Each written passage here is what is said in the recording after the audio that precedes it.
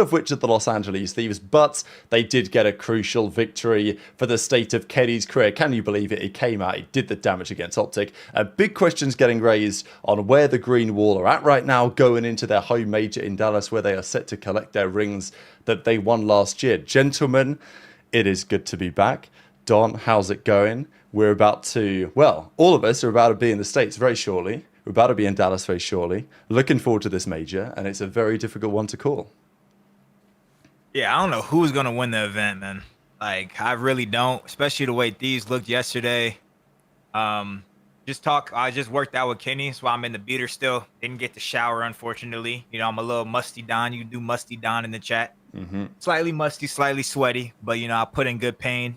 Gonna do some cardio later, but, yeah, I mean, he wasn't surprised by his performance. Hey. These look good. Falcons are #1 seed somehow. They look fucking great. FaZe, I mean, they lost to Rocker. I don't know who's gonna win. OpTic can obviously still win as well. But yeah, I'm excited, man. I'm happy. I'm happy right now. I'm happy to be on the show. Happy to get this shit going, man. Beers for Trey in the chat. 10 USD from Evan. Let's go. Yeah, baby. see, I hadn't even started my segment yet. We got $10 from Evan, you know, saying beers for Trey. I don't drink beer, but I'll definitely put that towards a nice little vodka cran. So I appreciate you. Little strawberry Jack. I haven't had a drink in a little bit because I've been saving myself. Because I've got a bunch of friends coming over for the event. This event's gonna be amazing. If you guys are going, then in the chat, make sure you come say hi when we are there. Come. You know, come hang out, whatever like that. We'll be darting around the event. We'll be moving. But yeah, listen, there's a great weekend of matches. Like I said, I don't know if the league is like crazy competitive or it's just like major one. You know, it's just a start. But hey, I'm for it. You know, I was sick of seeing people just getting world starred left, right, center. I mean, there's still some teams that are, but you know, it's way more competitive the way I see it right now. Falcons being top, you know, I did not have that for a second, but this team, the more I look at this team play, the more I like it, and the more the roles actually do make sense in some aspect. And I guess they kind of got a chip on their shoulder for everyone just like roasting them, saying they're not going to do anything this year. So we'll see how they play it online at Major 1 too. But right now they're doing great. You know, we're going to talk about OpTic and what's going on with them. And yeah, let's get right into the show, man. It's going to be a great one. I can't wait. Absolutely. Okay, here we go. Let me adjust the cameras real quick. Clearly, we've not nailed that before the show started, but all good. We are going to begin with a little bit of drama. So, oh no, I actually did do it. It's just the my PC broke for some reason. It's all good. OBS should fix in a second. A couple of things have been going on. Wanted to start with this drama on Scump. So, a couple of days ago, 3 years ago, Scump called it a day. He retired from the CDL, and that was that. However, times have changed.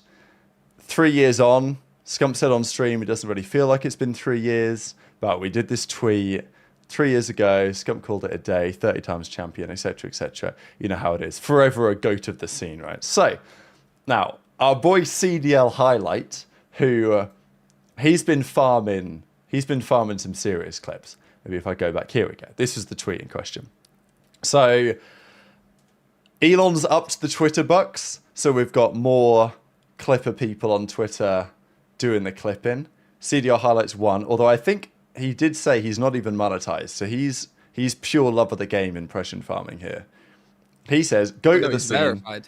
He's not monetized, like, because I'm verified, but I don't know. I didn't turn the monetization. I don't even know how it works. You have to like, I'm sure. you have to have a certain amount of like threshold or something. Analytic, yeah, to get to it. So okay. CDR Highlight says he's in the chat. Look at him go. He's everywhere. He's like Roblox gamer.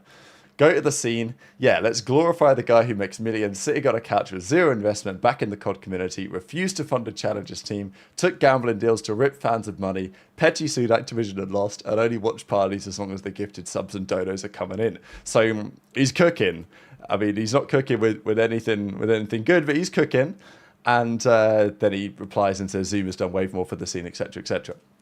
So anyway, this kind of blew up. There's loads of replies. Hitch was in the replies. Scump actually kind of responded to it a little bit on stream.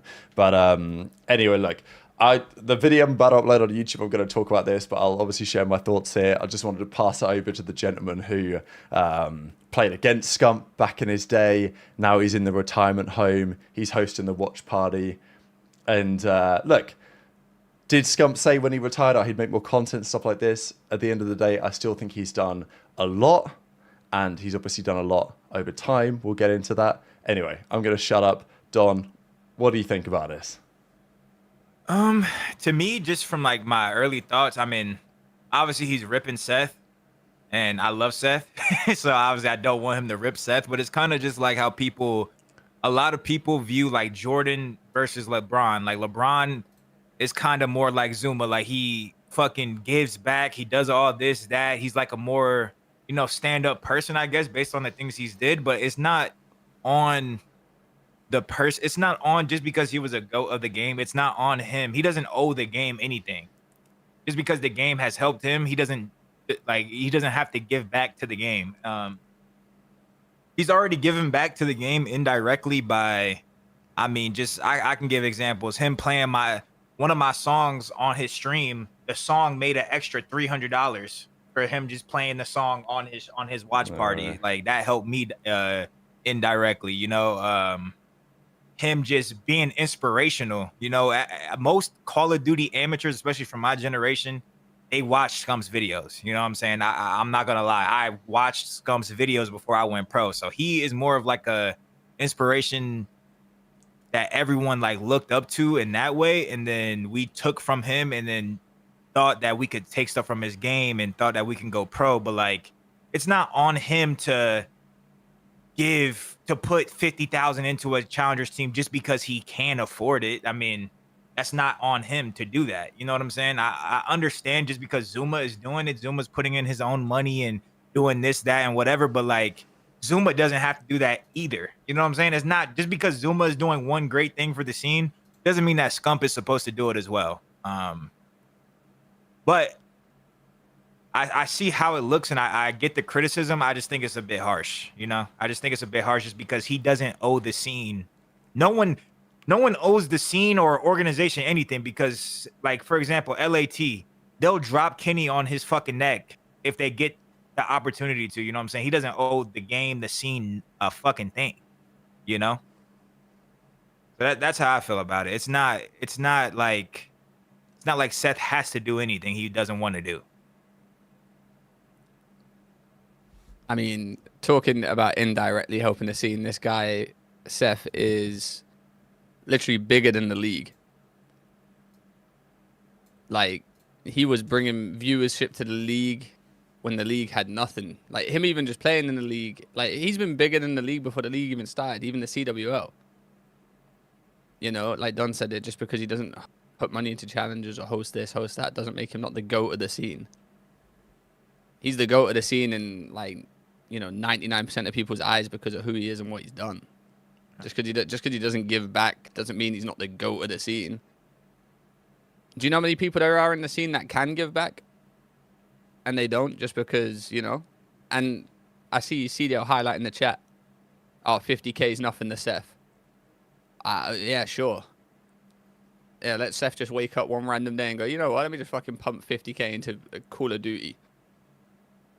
Who, bear in mind, he's on about petty sued. Obviously, we kind of know about that situation, but like, let's be honest. Like, if you're getting fucked over by $1 billion company, like, let's talk about that. So, there's a bunch of that is so true in the chat. Yeah. Yeah. Yeah, go on. I don't care if you think Scump's not the GOAT of the scene, or you don't like him because he's not pumping 50K in the challenges, or he's not hosting tournaments or something like that. That's not going to make me look at anyone else different just because they are. Shout out Tommy for doing what he does and Bush and all that type of stuff. But just because Seth ain't doing it don't mean, you can kind of take away what he's done for the scene and just being him. He could have retired many, many years ago. And what would you guys say then? This guy, like we said, this guy was bigger than the league. He could have just told him to fuck off. If Seth didn't do the watch parties and stuff like that, it would be in the worst spot. So, like, he's actually, even though You're saying he's making money from the watch parties, and if he wasn't, he wouldn't do it. Fuck it, he's still doing it though. He doesn't have to do the watch parties to make money. He could do many other things to make a lot more money. Trust me. He doesn't have to watch. You don't have to watch like Surge versus like some bum other team for an hour and a half. Like he still does that. No, my take is along those lines, right? Like, I think people, look, you can criticize Scump over the Rubet deal and all that stuff, sure.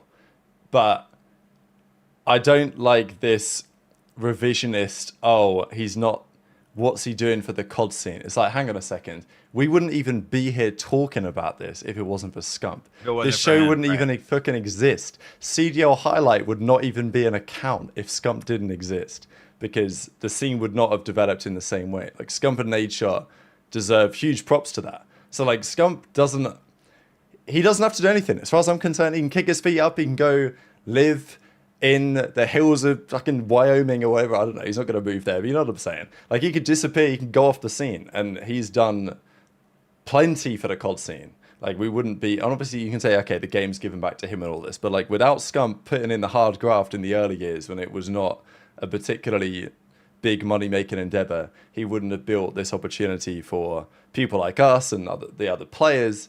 Like, think of all the money that the players are making that they wouldn't have made if it weren't for Scump helping the scene in the way that it went. And I also agree with Trey's take on the state of, let's say, watch parties, because yeah, he's making a bag from the watch parties. And is it like lazy content? You just sit there, you watch the matches, you get free money. Okay, yeah, sure. But also, the viewership of those watch parties has helped grow the scene. More people have come in because of it. More people are now fans of other creators and the scene in general because they've been watching Scump's watch party. And the viewers from those watch parties get counted towards when we signed the YouTube deal. YouTube signed the paper because they know that Scump's going to watch party with 100K for some of the big games. That means that the league gets more bread. The sponsor revenue goes up. The teams generate more money as a result. Like, yeah, and look, you can be CDL Highlight, you can be critical of Scump's personality all you want, but what I'm saying is, Scump being, okay, maybe Scump's being selfish. He wouldn't do the watch party just out of the goodness of his heart. Why should he, right? Like, that's how the economy fucking works. You do what you do because you're incentivized to do it for yourself. And as it turns out, with Scump doing that for himself, he also benefits others in a great extent.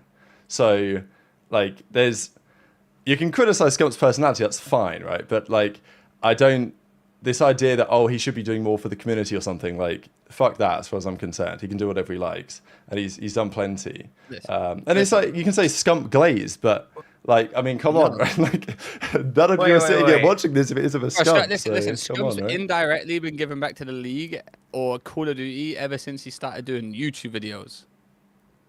Realistically. And then the league comes out. Do you know how many times the league have fucked over pro players? Yeah. Like, the league have fucked over pro players for so long, and he still came and played and, you know, done what he wanted to do and everything like that. You guys don't understand, this guy could have just left Call of Duty and just went on to sign even bigger. Years ago. I mean, even he said it, didn't he? He was like, I should have quit COD and gone to play Fortnite for a couple of years. And that is what Scump's like. And I'm not, like, I'm also critical of that part of Scump as well at times, right? And that's fine. But also, if Scump did do that and he quit COD a couple of years early to go and get the ninja bag playing Fortnite, then he could have done that. He could have done that. He decided not to do that at the time, even though he was tempted. So, I don't know. OpTic did not make Scump, by the way. Let's just get that out there. Mr. CDL Highlight. I view shit completely different, bro. Like, all these people, just take people from, like, Elon Musk. What does he have, 170 billion? Like, realistically, he could fucking impact the world if he gave all his money away and still he would be rich as fuck. But he doesn't have to do that. You know what I'm saying? These people, especially, like, I'm pretty sure, doesn't he have a kid on the way? Like, is him keeping his own money to support his family selfish? Like, I guess, like, I feel like most grown men should be selfish then. I don't like the take of, like, 50K is nothing to Seth. He should just blow it on a challenger team. It's like, well, where does that logic stop? So is 500K nothing to Seth? Or is 100K like, where are we just making up numbers now? So, like, what is What is like a nothing amount of money that he should just blow for no reason, right? It doesn't make any sense. And like, yeah, okay, Huntsman's supporting the Challengers team, and you know, Zinni's in the call saying, "Oh, Zuma, you should be paying your team and all this." It's like, look, it's not taking anything away from Zuma. Since retirement, did I expect Scump to kind of do more, maybe run more tournaments, do these other things more than he has done? I never like, expected that though. Yeah, I didn't expect it, but like based on what he was saying, I can understand. Yeah, exactly. It's like we're not entitled to anything, you know, from these guys. So I think we can uplift Zuma to like put him in that top spot without shitting on Seth. That's what I think we could do. Because what Zuma has done for the scene, 100% has been the most impactful. 100%. So like, I just feel like we could say Zuma is more impactful than Scump in the recent years without saying Scump is a selfish piece of shit. He needs to give us money. yeah, You know what I'm saying? Wait. So CDL highlight just said Scump is so frugal. That's the point. So you're hating another man for not spending money on 4 other grown men for challenges or tournaments. That is insane to me because he likes to save a bit of money. Listen, Scump was saving money. Scump wasn't blowing any money on anything before he retired. So what makes you think he's going to whack 50k into a challenger team? Listen, I've been to a club with Seth. He told me to buy a bottle. Oh, Club Seth? Oh, that motherfucker is literally a complete opposite of what Highlight's saying. Club Seth? I know that shit getting swiped for at least 4 bands, and I'm not paying a dime. I'm not paying a single dollar. Listen, he's just a frugal guy, but like, listen, even I'll say it, even if I was in Seth's position, like, what benefit do you get from putting 50k into a challenger team? Yeah. Realistically, what do you get? Bro, and then like the money you could help, like I'll give one example. Kenny is paid, right? He's made at least a couple million throughout his COD career, right? Kenny is the most like humble, like if someone he knows, like his best friends need money, his family needs money, I guarantee you he is gonna give the money. But is he gonna just give $5,000 to a random motherfucker in the COD scene? Fuck no. But if someone he loves and has a bond with needs it, then that's what the shit is for. Like, you know what I'm saying? Like Hook, for example, Hook literally helped me out in the past year with some cash. I was down bad. I know Kyler, he got it. Bro, helped me the fuck out. Love him to death because of it. He really helped me the fuck out. He's not just gonna give money to some random motherfucker on the block. Like that, like that don't mean he's selfish. That mean, you know what I'm saying? You're not gonna go to the block. Hey, goddamn, some random challenger. Hey, Nate and fucking Tyler Fellow, here's some money. Go pro. Like, what the fuck? You ain't finna do that. You gotta keep money. You gotta keep saving money. Save your money for people you love that are in that are in fucking hell. Cause you never know. Like someone might be in a tough ass situation. That's what saving your money is for. Not to just, oh yeah, 50k. Let me throw this shit on the motherfucking floor. Motherfucker, the whole omit roster. Go ahead, pick that shit up off the floor. Hang on, hey Rab, why ain't you putting any money back into COD? Rab's paid as hell. Bro, people I should be like, what should I be doing? Hey, Rab, the scene made you. So where's our challenger team? Where's the BP tournaments? That's a good point. I mean, like I gotta lock in. I mean, look, we try. We do a show. We do some content here and there. Yeah, but where's that's a good point. Why either like, yeah, Tyler Feller hit me up. Yeah, we'll put in the BP Challenger team. I mean, like I get the point. It's why I think that my take is the same as Don's. Right? It's like we can give Zuma and K-Sun and these other guys who have done great things for the scene all their credit without needing to criticize Scump. I mean, look, you're welcome to criticize him. That's perfectly fine. But, like, let's not take away from what he has contributed to the scene. Because my overall point is, like, Scump's probably contributed overall more than anyone has. And today, that might be different, but that doesn't take away from what we've seen in the past. You know what I mean?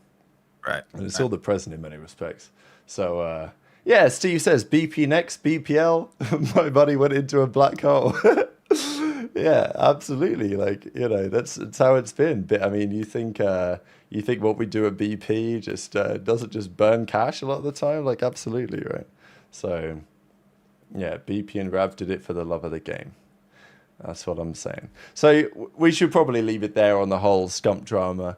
But pretty juicy, pretty juicy. Thanks CDL Highlight for the entertainment. I will give you that, as much as I disagree with... He gave us some topics, so shout out, bro. Shout out CDL Highlight. Now we're getting paid from Mr. CDL Highlight. It's funny how the world works. Yeah, We're back. shout out to Yeah, him, exactly. And we're getting paid from Scump. By Scump not doing what he could have done, by not funding a challengers team, he got some talking. Now we're getting paid talking about it. Now CDL Highlight's going to get his account monetized on X. It's all thanks to Scump, baby. Come on. So it's how the world goes round. It's how the world goes round. Okay, couple of things on challenges. First of all, this I thought was hilarious. So 2 days ago, Mohawk came back. He's back. Here he says, free agent taken. I saw this today. I nearly threw my phone at a wall. I actually could not believe my eyes when I saw this. I thought he must be trolling me. He must be trolling me. But yeah, congratulations, Mohawk. It's been a pleasure. January 2026 to January 2026. His career is over again. 3 days ago, he tweeted, free agent, taking this shit serious again. And then he deleted that tweet in a heartbeat. And then he tweeted out, I've had enough of this. Announcing my retirement from competitive corner. He must be taking the piss. Like, there's no way this isn't. He can't be serious. He can't seriously have said he was going to return 3 days ago with the intention to compete, and now he's given up 3 days later. I mean, this is iconic. This is actually iconic, yeah. I mean, we've seen this before. I mean, how many times has Mohawk retired? 3, 4 times? I think it's more. I think it's about triple that amount. Yeah, okay. So, you know, I'm sure we might see him back, Don. He'll be back.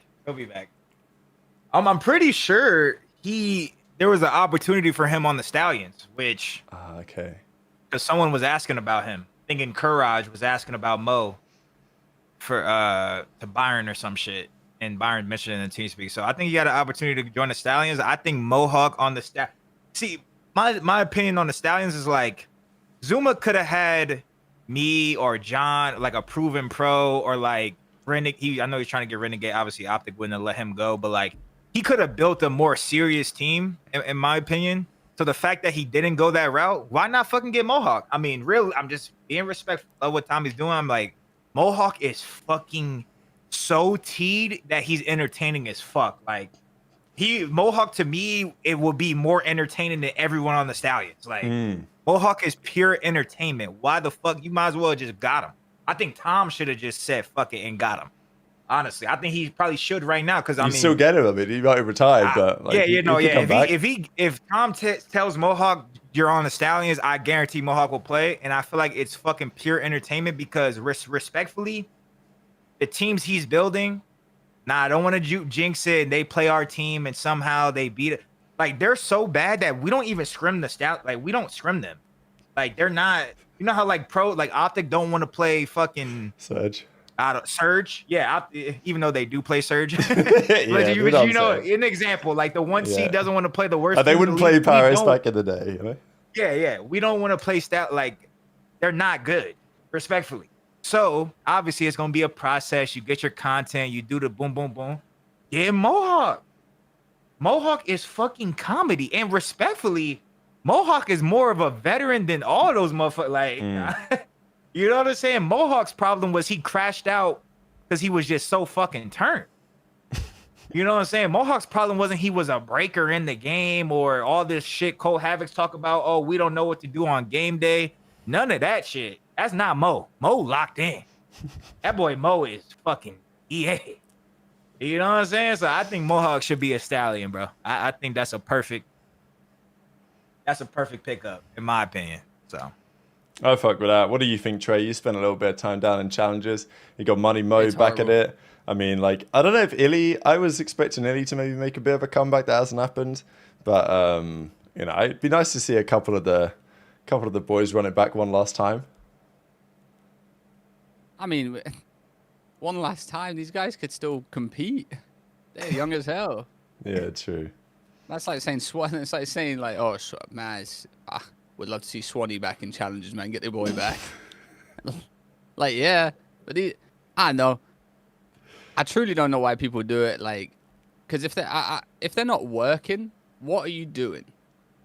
Like, if you don't have a job, what do you do? Like, is he just like? Yeah, what is Mohawk running all I, day? It's a good question. I'm pretty sure Mohawk's parents are both like brain surgeons. Like they're insanely paid, and they're like whatever race he is, I forgot, but like they're really, really harsh on him. So obviously they're trying their best, but like whenever like they see, hey son, you're not fucking doing anything, then they like try to like make him like they take his setup and stuff like that. You know what I'm saying? So I think that's a big issue. But he could show his parents, hey, I could make money off this. Hey, parent, like I could really, that's a good little anime backstory. You know what I'm saying? To overcome that, do your thing. Mohawk on the Stallions. I'm telling you, Zuma, that's your new plot. That's your new storyline, Zuma. I'm telling you. I'm setting you up right now. Well, listen, like I said, I'm not just talking about Mohawk, but like even everyone in general, like the people that like try competing and then just like retire or like say they're done playing out of nowhere. Like, what are you doing else? What else are you doing with your time? Yeah. You know, like I know, like Mohawk just wake up and just like. Because Mohawk's talented, he could go out and that he could easily go out and play. There was shouts about him being on a pro team after MW 2019. That didn't work out. I know. I feel like these kids are losing the passion, which is understandable. But like this year should be the most year that you have the most passion to play, because there's so much going on. I've seen so much talk on Twitter about challenges and how exciting it is and. Stallions need a new team, you know. I mean, Stallions need a new team, yeah. You know. And they be burning through players. Like, there's always opportunities over there. I think they've had like 39 since the Stallions existed. They're looking like ravens out there. Yeah. But no, it's like if you got talent and you're known in the scene, like you should be just actively trying to play, because this year's definitely the year to play. Because all eyes are on challenges. The CDL is kind of like, everyone's complaining about it, how boring it is. And I agree. On a Friday, we get 2 matches. How am I supposed to compete with that? Oh, my God. Like, it's horrible. It's disgusting. We watch COD for 3 hours and we're done for the day. It was actually so bad. This last Friday, like, the matches are so shit. It was done at, like, 9 p.m. our time. It's like, yeah, absolute shambles. But no, you're right. I mean, there's a few other talking points and challenges as well. We've got, I guess we'll just do a little bit of talk on that Colt Havok versus Swooty drama. So, because I think this kind of was a little bit. Yeah, we got to talk about this. It was a little bit after last week's show happened. So basically, Havok came out and said that Swooty be getting nervous before his games. He's like, he's getting sick. He's throwing up and shit like that. And look, to be fair to Swooty, he's a world champ, split gate world champ. Right? So see, he has been there and done it in a very different ecosystem, but he has been there and done it. And Simp also said that, you'd be getting nervous before game day and stuff like that. But obviously you got to get it under control. Like, I get it if it's champs finals, but if it's a little pup cup, you gotta find a way to make sure.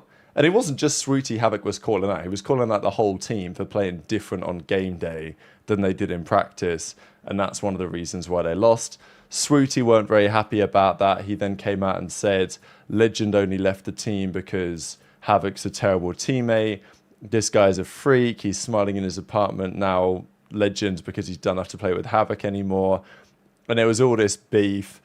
Then that people started posting clips of like Vickle calling out Havok when they used to team together on Florida. Havok then fired back at that. So it's all going on. Bottom line is Havok's decided he's had enough of challenges. He's just going to not compete and wait until rank play comes out. But yeah, it's just a brilliant crash out. And this is why Swooty, look, maybe he's got it. Maybe he's got the potential in the locker there. Maybe he's not. But he's got to be a Stallion staple. He's just too entertaining. Zuma would be unwise to get rid of him because he just, every team he's on, there's something. There's something, Don. Yeah, I'm finna yap, so I want Trey to go before me. Yeah, you're good. I'm finna yap, so I don't want to let Trey just be in the corner waiting. So go ahead, Trey. Listen, the way I see it is, I feel like Colt was just playing this for content until rank play came out. You know, deep down, I don't think Colt would have played a whole year in challenges. I think, you know, COD was just getting stale. There was nothing to do. You know, CMGs, wages, tournaments, you know, they're not that fun. Why not just play on Zoomer's team until rank play comes out? That's the way I saw what he was doing anyway. The Swooty thing, do I feel like he needed to come out and, you know, kind of like put Swooty's name under the bus like that? Especially because Swooty's actually like trying to compete, go to the league or whatever like that. It's kind of like when you hear an ex-pro or someone like with a name in the scene come out and say something like that, it kind of throws that guy under the bus and, you know, kind of dampens his chances. So like you don't really have to talk like that to someone. And if it was like prompted by Swooty in some way to do it, then yeah. But I don't really like pay much attention to it. I don't know who started it first, but anyway, that's the way I see it. Just, you know, with an old pro coming out saying that about someone who's not competed that long, split gate world champ, whatever like that. It's whatever. And then what else was I gonna say? And then like Zuma's team, for example, you know, Zuma could have by far some of the best challenger teams of all time. You know, he could go out randomly and just go pick up a god squad and, you know, win everything. Right. I don't particularly feel like that's the role. That's the route he wants to go down with his challenger team, because they got to stay like an underdog. It's part of it. I think it's part of the entertainment. I do agree. The way I see it is, you know, Tommy wants him to win. Tommy wants to win, but he also wants to win with the content side of things too. Yeah. Which he's doing both. You know, can the team win? I don't know. We'll figure it out when they get a new squad. But with the way I see like how Tommy's running it, and I can see it on stream and stuff like that, it's just like it's a competitive content team that he believes in, and that they can just watch, and you know everyone wants to tune in and watch. Because like if he picked up 4 boring players that just wanted to win, like, you know, it would kind of be. It kind of wouldn't be as fun. You kind of need Swooty there. You kind of need, you know, to keep everything going up. So, yeah, that's the way I see it. But like, we're not. Just to finish off, I'm not saying these guys are bad. I just think, you know, Tom could go out and pick up like four talented, really challenger-based like teams that could win.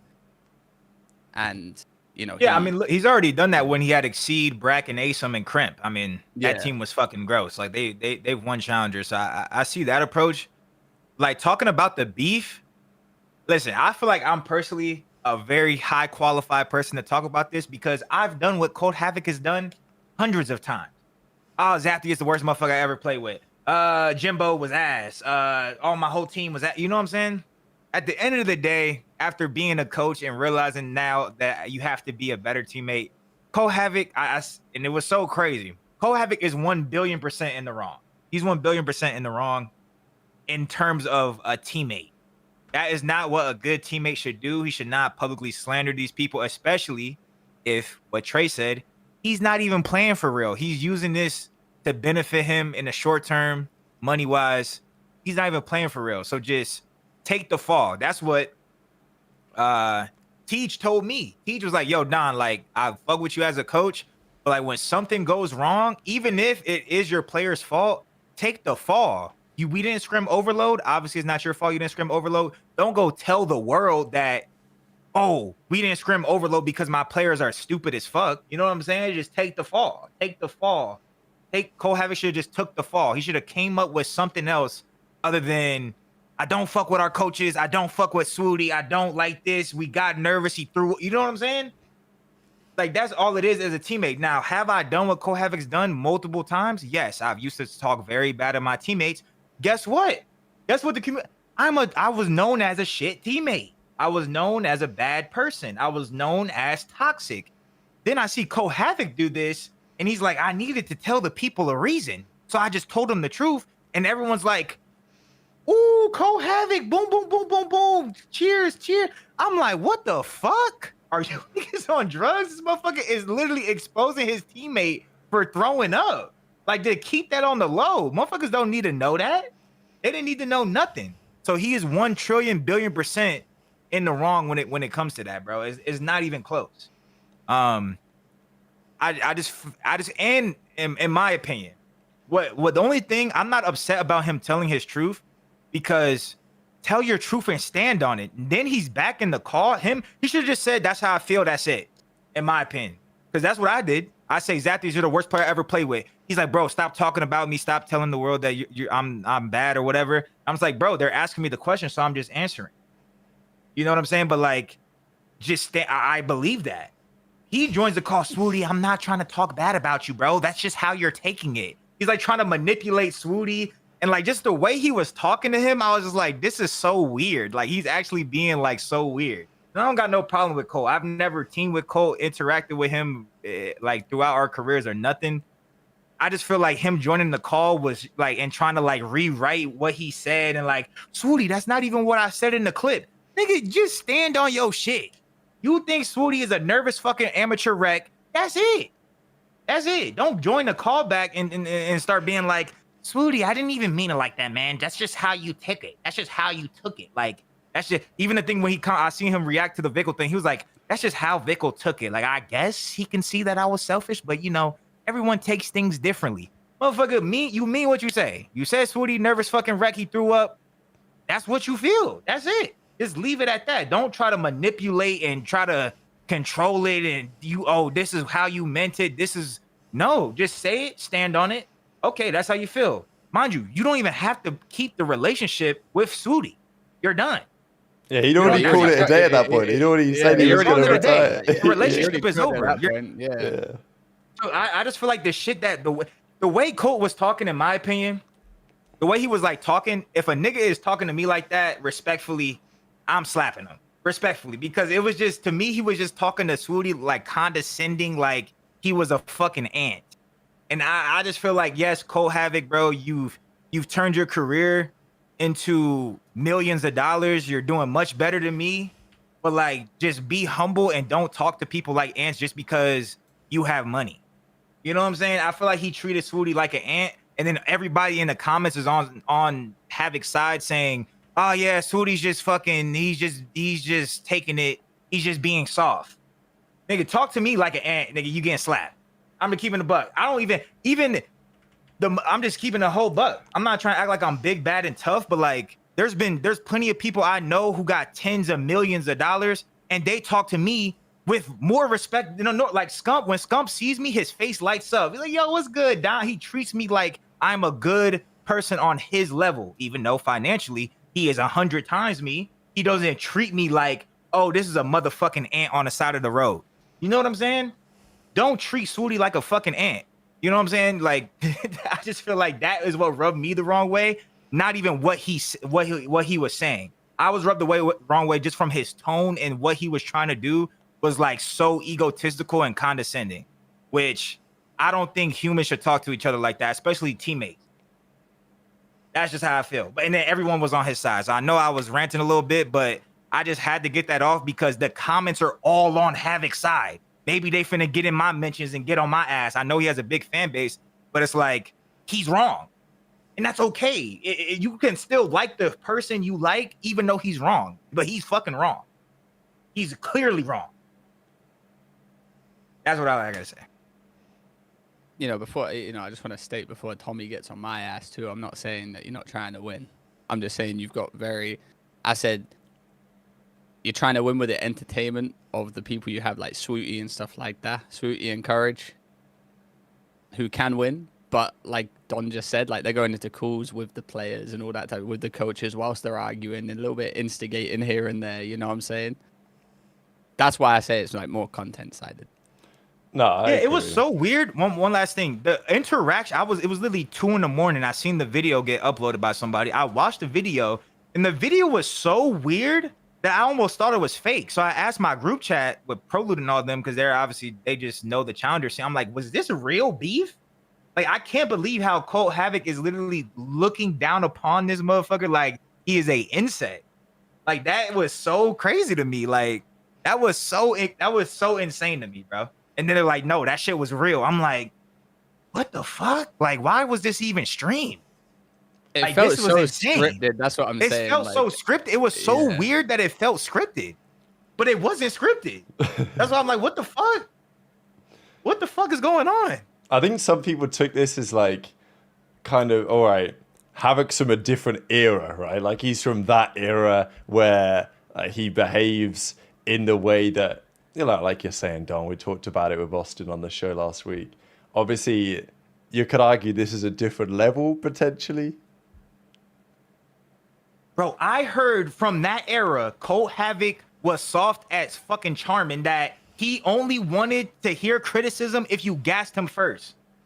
That is what I heard. But now I'm opening the comments, and now Colt Havok is a cold-blooded champion winner, so he wants to win more than anybody so he could talk to his teammates crazy. But when the motherfucker was a pro, no, you had to write a paragraph of what he did good first before you could criticize him. But somehow, some way, this nigga is Kobe Bryant. This nigga turned into Kobe Bryant in retirement. Like, what the fuck are we talking about? This nigga's a cold-blooded killer? This nigga is the Mamba mentality? But when he played, everyone said this nigga is soft as shit. I'm just keeping it a buck. I'm not rewriting history. No, the motherfucker that's known as Tweak was Slasher, me, Clay. Like, those niggas was tweakers.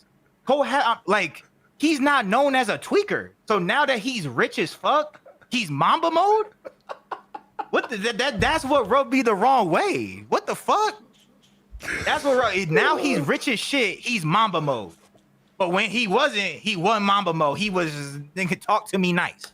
Are we dead at? I've been listen. I've been the same mindset from the get-go to now. There was multiple times I had $0 in my account. You wouldn't even tell a difference, nigga. I'm still the same person. In the middle of the league, I would have $0 in my account because I was just fucking being stupid and tweaking. Mamba mode the whole time. Tweak the whole time. Motherfuckers is rich. Now they Mamba? Now I see all the comments tweaking. Am I fucking tripping? What the fuck going on? I did think it was funny when they were looking back at Havok, and I'm looking at Havok's COD game PG. I'm like, second at Miami 2019, top 32 at champs. He was a solid player. He was solid, but like Havok was a good player. You're right, like he wasn't. I think he was a good, solid player. Havok back in his career was better than a lot of pros that play currently. What I'm saying is the way he talks and the mentality, that was never a thing.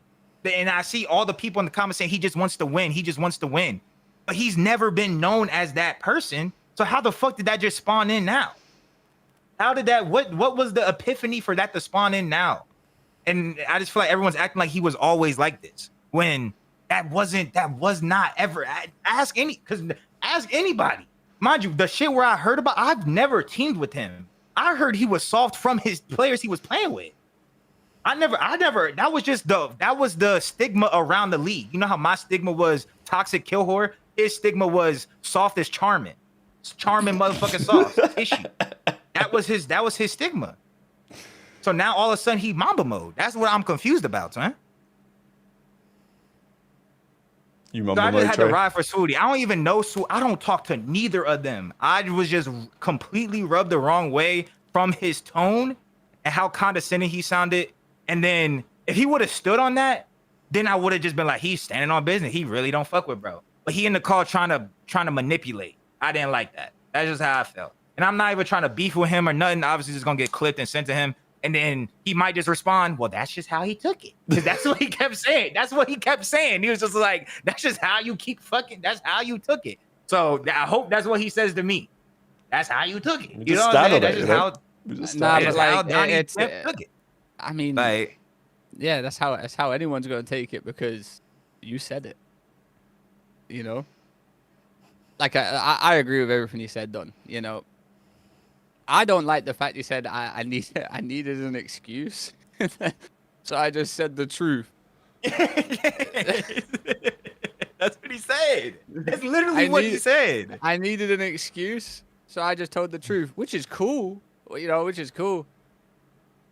I just think there's so many better ways to go around it. As you being a veteran, a retired player, vetty, you know, you got to look out for the people on the come up, and you just go out and just violate this kid for no reason. One of the nicest kids I've met, by the way.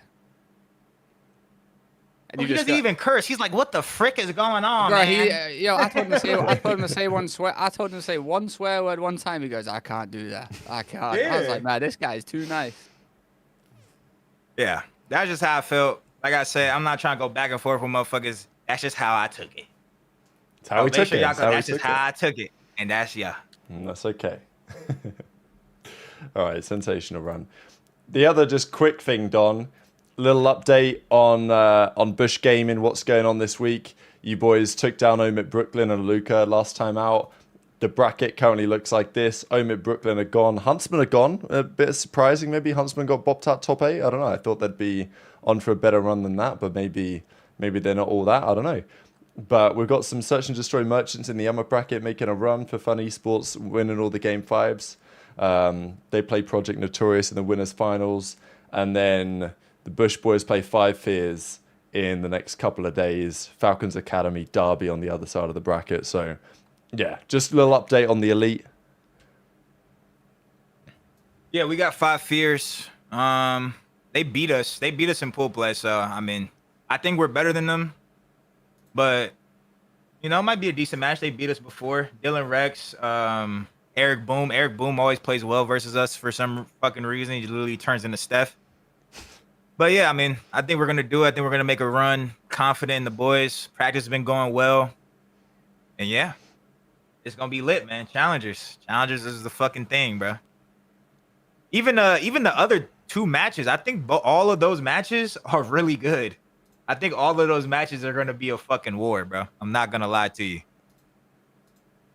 This is the most fun I've had watching challenges in so long. Because even at events, Rab, you know, I like doing my little challenges, run around and come back to the watch parties, whatever like that. But like now, like, listen, like I said, like the CDL throwing up 2 matches on a Friday, like it's just horrid. But challenges, but they're throwing up all this on one day. Yeah. You know, it's fire.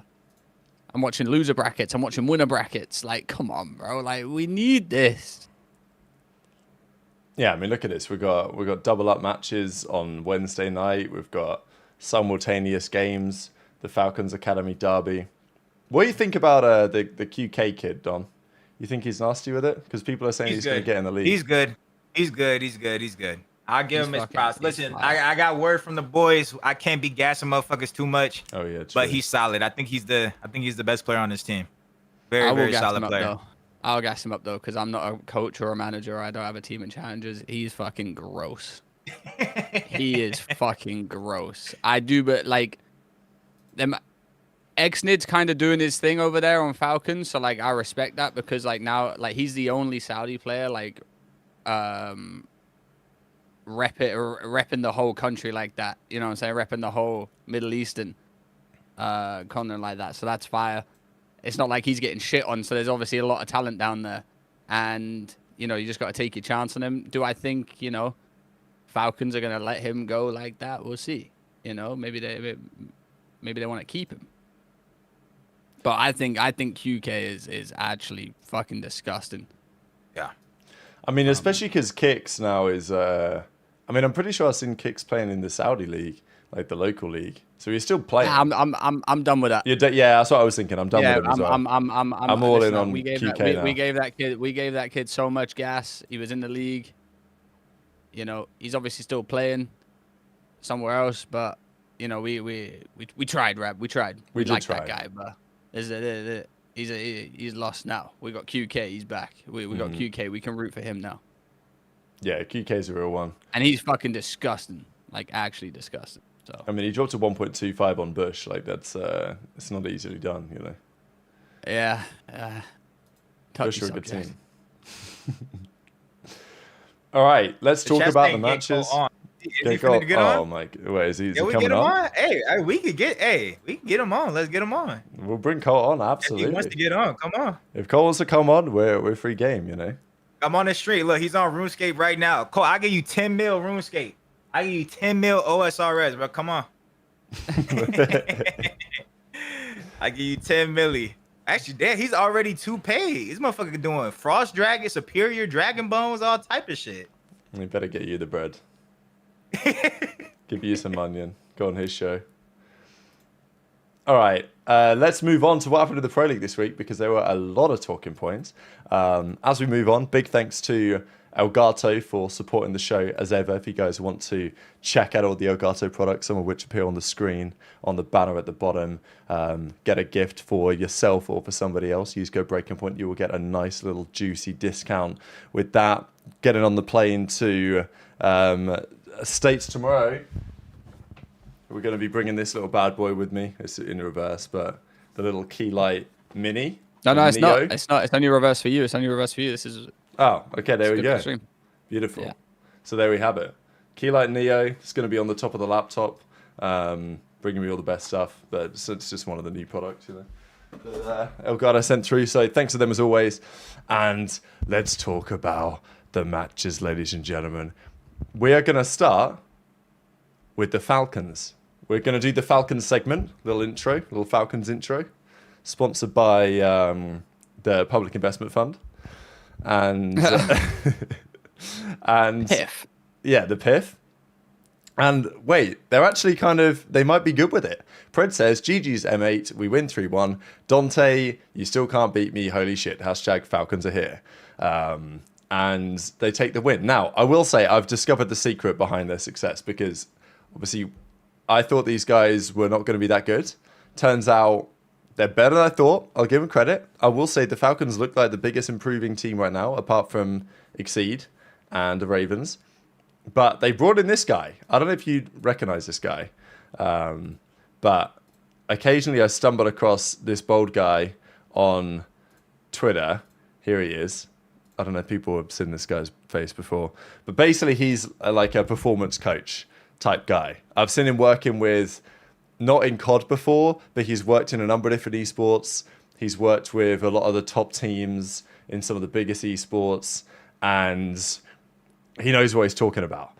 So then I see the Falcons are starting to win, and then I see a picture of him sitting with Celium, and I'm thinking, oh, it's all starting to make sense. It's all starting to make sense. Falcons, they've got the bag for Cell, they've got the bag for Pred, they've got the bag for Exner Kismet and for Clay and for the facility. So why not have a little bit extra money for our boy Edward Cleland, who's clearly been putting in some work. So I don't know, but there's something going on there with the team chemistry. They look, I wouldn't say they're better than the sum of their parts, but I think that team right now is about equal to the sum of their parts, which I thought they were going to be worse than the sum of their parts. But it looks like they're about on kind of where they should be.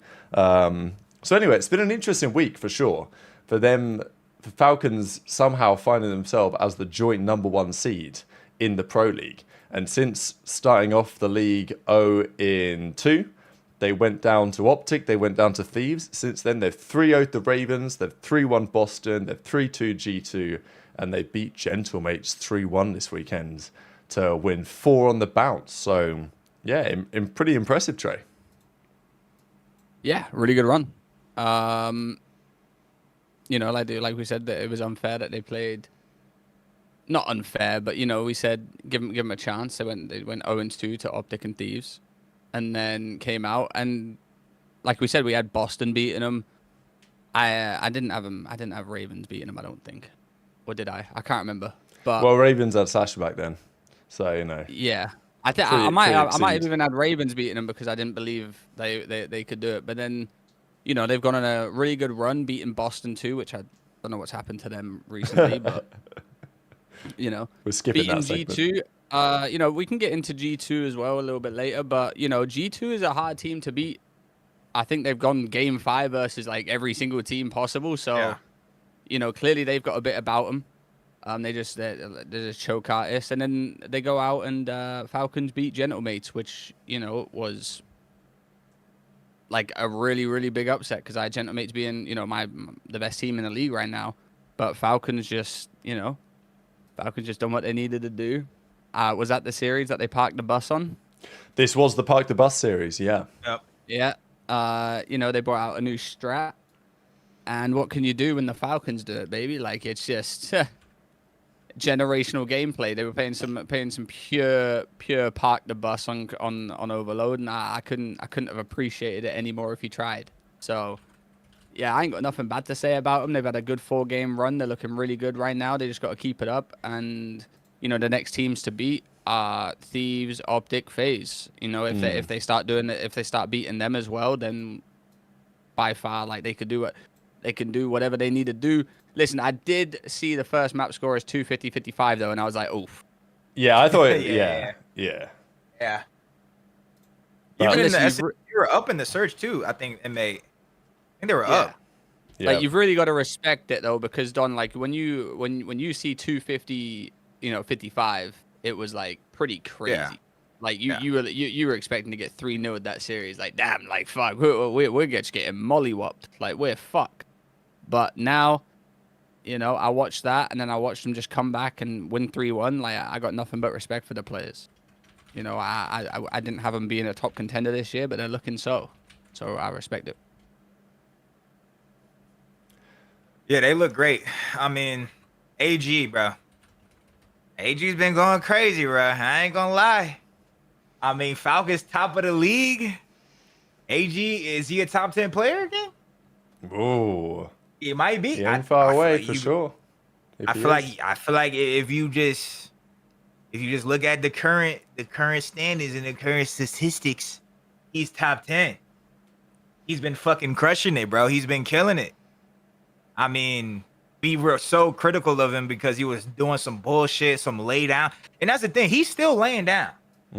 He's still getting his little lay down bag. We seen it the other day on the fucking, what's the exposure HP. He laid down, he lagged out for a good 25 seconds. The guy ran past him on the outer lane and, shot his teammates in the back. So he's still in that bag, but it's working like 90% of the time. I know That's for a good fact he came up with the part the bus strat. There ain't no one else in that team coming up. He with came it. up with the bus, and he called to do it as well in the moment. There's no chance anyone else in that team said, "Yo, we run back to our base and we hide." Like he had that planned out. That boy is He had going that crazy, planned bro. He's going crazy. I mean, I just will gotta give say- him his credit. I will say I feel like he needed a team like this though. He needed because when you're an OpTic, like you're not really the underdog, and that's what I feel like he needed this year. I feel like Pred's just an absolute animal.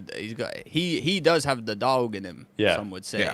Yeah. And I feel like he needed a team like this where everyone was counting him out, and he just comes out and just fries, and it's great to see. Him and Exnid are bringing that like Shotzi AG energy that they had at Champs, but Exnid literally brings it every series. So I really and it fuck brings with it out Exnid of Pred as well. That's the thing. Like even if Pred ain't feeling it one series, like Exnid, oh my god, he is by far the most passionate player in the league. And you put him with Clayster, like fucking hell. This is honestly, I don't know how they're gonna do on LAN, but if there's one team for online qualifiers, this is the setup for the online qualifiers. Like you've got Exnid roaring, you've got Clay bringing the energy literally every series. It's bringing it out of Prage. You've got Sally just sits there and fist bumps like Jared used to him back in the day. Like it's a good setup. It actually is a pretty good setup. I definitely think Pred's search has been looking very good. It's funny how it works out, right? Because all the talk when this game came out was, all the movement in the game, it's going to favor players like Shotzi. It's going to favor players like Hydra. But turns out they're some of the weakest performers. Whereas Pred, who was on the other side of that equation, people were saying, oh, Pred, it's not going to work. He needs a slower game again. Actually, he's looking a lot better. But so, yeah, it's exciting to see these guys improve in the way that they have. The results they've got are good. I mean, what do you think about the park the bus strategy? You think it's fair? You think it should be banned? You think it's part of the game? It's fair. It's part of the game. It's fair. I mean, just watching mates trying to break it, like Sib. I remember Sib got a blood. The one that stood out to me was like Dante got a blood, Sib got a blood, and then instantly tried to get the second one. Whereas like I feel like to break the setup, you need to get one, which he did, and then stay the fuck down. Like it's gonna take your whole team to get involved in the play for you to break the setup. You know what I'm saying? So I feel like it is breakable. It's definitely breakable. We just need to see the teams be like, okay, stay composed. If we actually get a pick, make it to a 4v3, and then we chill at the same time, we can break the setup. If we go one by one the whole fucking time, it's gonna get nasty for us. Which is, I think that's what happened. Honestly, I think it was the first time they've been in that situation, and they just went one by one, relentlessly. I feel like it's also map dependent too. Yeah, it's not gonna work on Scar. I don't think it will work on Scar, because even on the blue side, the fucking if you're bringing the ball in blue, both the portals are right next to blue. So like, that would be like this map here, like how far it goes back with all the Godhead glitches. Like this map's perfect for it. Yeah, I agree. You won't be able to do it on the other two maps unless we see someone do it. I feel like it'll definitely be harder. But yeah, I mean, just make a team push, and I think inmates could have at least had a chance. I don't want to hear no one complain about this strat when we were running up fucking uplink in a 1v4, just grabbing a ball and launching it top Detroit garage, or we just ran it back to our base, and when shit got uncomfortable, we just threw it out the map. Like, I want to hear I want to hear no one complain about this play when the uplink one that we used to do back in the day was 10 million times worse, because we used to have that ball in the sky for 15 seconds until it reset. By the time it reset, you had full map control again. At least on this one, you can't jump off the map because the thing just stays there. You can't throw it anywhere. Like, if you get punished for doing it, you get punished for and doing the guy's got a pistol and you're near your own base. Like, I think I get it's probably frustrating to play, being the team to deal with this, but I think from a viewer perspective, there's actually nothing wrong with this. Like, it can be easily quite entertaining. If I was as a viewer. general mates, and after this game, after this map, I would have just said, fair play, they got it. Yeah, what I find interesting, I think Kismet said that they'd done it a couple of times in practice, and then the teams they were playing were like, that's cheese, bro. Like, you know how COD pros are, right? They're like, that's cheat. They don't take it seriously, but then they play it in a game, and it's like, hang on, you actually might need to practice this in scrims to try and learn, okay, how do we actually get about breaking the setup? I think there is an argument to say that when they do this, especially on a map like Den, the team that's parking the bus, they spawn like right there. They spawn close. Yeah. Whereas the other boys, they spawn all the way out. Like, they spawn just as far as they normally would. So maybe there's an argument to say, if a team is all the way back in their base with the thing, the spawn should come up a bit to save the attackers like 5 seconds in their waves. I think there's a debate on that, but at the same time, you are playing against a team with one guy's got a pistol. So, I don't know. I feel like it feels reasonably balanced. If this just becomes the perma strat, like if everyone's going up 1-0 and doing this on Den every series, then okay, I think there's a conversation. But like, this also used to be how it was in CTF, right? Obviously, it's slightly different, but people would grab the flag, run it back to their base, and then just set up shop, right? We'd have 2 to 3 minute standoffs sometimes, and that was just part of the game. And it's a change of pace to Hardpoint. I think that's what I don't mind about this, is that Hardpoint, every 60 seconds, the hill moves in search. Every round is, you know what's going to happen within reason. But this is, you could have a minute, 2 minutes. People are fighting for control of this part of the map. It's just from a viewer perspective. I have no issue with this. You can't have an issue with it. It's a skill. It's someone's play. Like I said, if they die, they fucked up, and you've got an easy cap. Like, it's on their side of the, like Don said, they just have to work it way better. Yeah. And they didn't. So I have no problem with this. Like, we were doing this back in the day on Uplink, and as frustrating as it was, like, it's still kind of your fault that you're in that situation. You're in that position. You can't hate the other team for doing it or that person. It's just you only got yourself to blame. Yeah. So, and like you said, one guy's got a pistol. Now, bear in mind, this pistol is like a fucking shotgun, AR, sub, all rolled in one. But it's still a skill gap with the pistol tue. Yeah, for sure. Like, if someone has an AR and someone has a pistol, like 9 times out of 10, you should probably win that. You should win that, yeah. They just played it well. I said, nothing against this play whatsoever. Shout out Falcons. Yeah, nice to see teams coming up with different ideas, and right now they're looking pretty good. I mean, look, do we think this team can? I guess we've got to ask the same thing about Ravens as well. I think, look, we know that Gentlemates, they can win the event. We know that OpTic can win the event. I think we know that FaZe probably can win it. But we can talk about Thieves, we can talk about Toronto, we can talk about Ravens, and then Falcons. Like, do Falcons have what it takes to get the job done on LAN? I mean, it's a big statement, but right now they're joint number one. Or is it just online COD? It's online COD. I couldn't even tell you who's going to take this major, to be honest with you. Yeah. Like I said, we're at that major one stage where I feel like anyone can beat anyone, and I feel like that's what we're seeing right now. Even the top teams are kind of getting exposed in some aspects. You know, OpTic's hardpoint doesn't look great. Falcons just doing their thing. G2 could potentially make an upset at the major because they keep going game 5 with everyone. All it takes is them to win one S&D and they're good.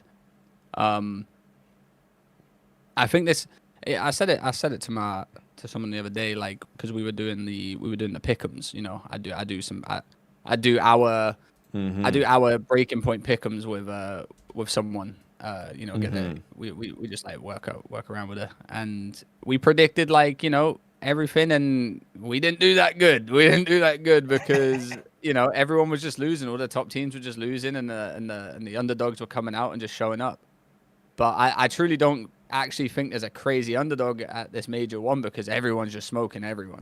You know, we see FaZe come out 3-0 OpTic and then they'll lose to someone, and it's like, oh, like that's the type of game we're in right now.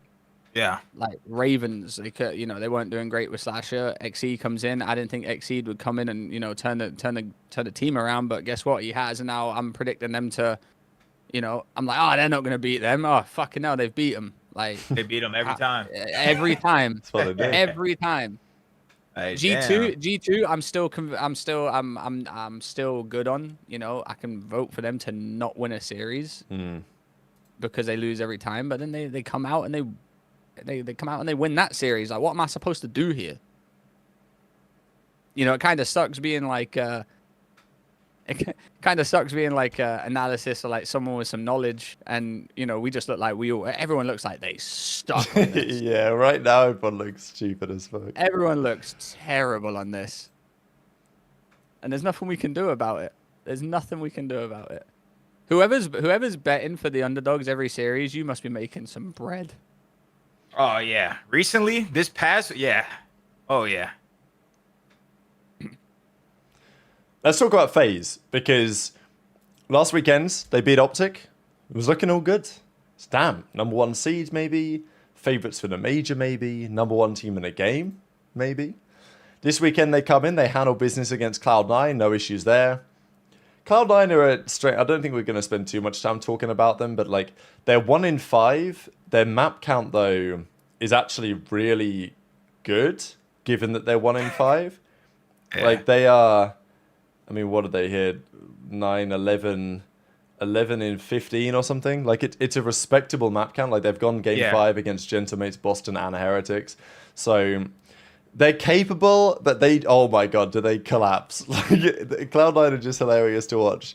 Like, I feel kind of bad, but like, put them on about 4, and they will just mentally collapse. They did the same against Boston as they did against Gentlemates. I thought when they played Gentlemates and they went up 2-1, and then Gentlemates just steamrolled them, I was like, okay, that was probably just Paris just turned up, Ghosty dropped to 1.6. But then the same shit happens against Boston. They go up like 50 points on game 4, and then they just get absolutely waxed the next 2 maps. The same happened against FaZe. I mean, this was probably certainly one of the most dominant series of the year so far. 0-4 had a 1.7. Simpad and Jaza Boost, they're all frying. No one on Cloud9 had more than a 0.8. So it's like, okay, FaZe, wow. Like, they've come in, they've just demolished Cloud9, a team that they should beat, but still, it was impressive the way that they won it. And then they played G2. Again, should they be letting Colossus be played in this series? Look, they're in winners anyway. They're getting ready to go for the major. I get it. But yeah, the game 2, G2 found a way to win a search. They then snuck out a den, and all of a sudden, FaZe go down on the Colossus as well. Simp had an uncharacteristically bad series. Draza had a bit of a stinker as well, given that there was a lot of talk after his OpTic series. Okay, Draza's back, but he drops a 0.7 in this one against G2. Yeah, tough to say, because FaZe all of a sudden go from looking like a pretty terrifying force to like, okay, they're definitely beatable, Don. Yeah, I mean, they shouldn't have played Colossus. I mean, that's G2's like go-to Reddit hardpoint. And I see the tweet that Simp was the only player in the league to go positive every series. right before this series, and then he went Guess what? negative. So that he got a little bit of black magic put on him, but yeah, solid win for G2. I mean, G2 were just looking like ass. Like at least in respawns, and you know what I'm saying, they won 2 respawns, so I mean that's just good for them. Let's see if they can keep it up. I'm not sure they will, just because I feel like their respawns before just look so. I mean, even in that game 4, what Caesar went 34 and 24. That's great. That's probably his best hardpoint all year. You know what I'm saying? So if Caesar can play good in hardpoint, this team can probably get top 4. If not, they'll just go back to the G2 we've been seeing throughout this season. Bloody hell, they do like playing a lot of maps, don't they? I mean, even in the launch invitational that they played, okay, they had a couple of 3-0 wins in there in that run, but like so far this season, 3-2, 3-1 loss, 3-2 loss, 3-2 loss, 3-2 loss, 3-1 win. Like they love it. They ain't part of a quick series. And this is, man, I don't know what it is with this franchise. People who've watched this show for a long time will know. I used to fucking hate Minnesota Rocker back in Cold War because Cold War Vanguard, it doesn't matter. It doesn't fucking matter. They always went game 5.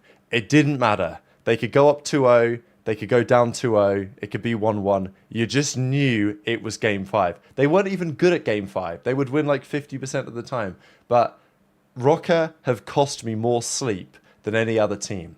Like, they would stretch the series for no good reason, and it used to piss me off because it was so predictable. And it doesn't matter what you put on the team. They're the same team. They just do the same shit. Here they go again. Go game 5s, game 4s.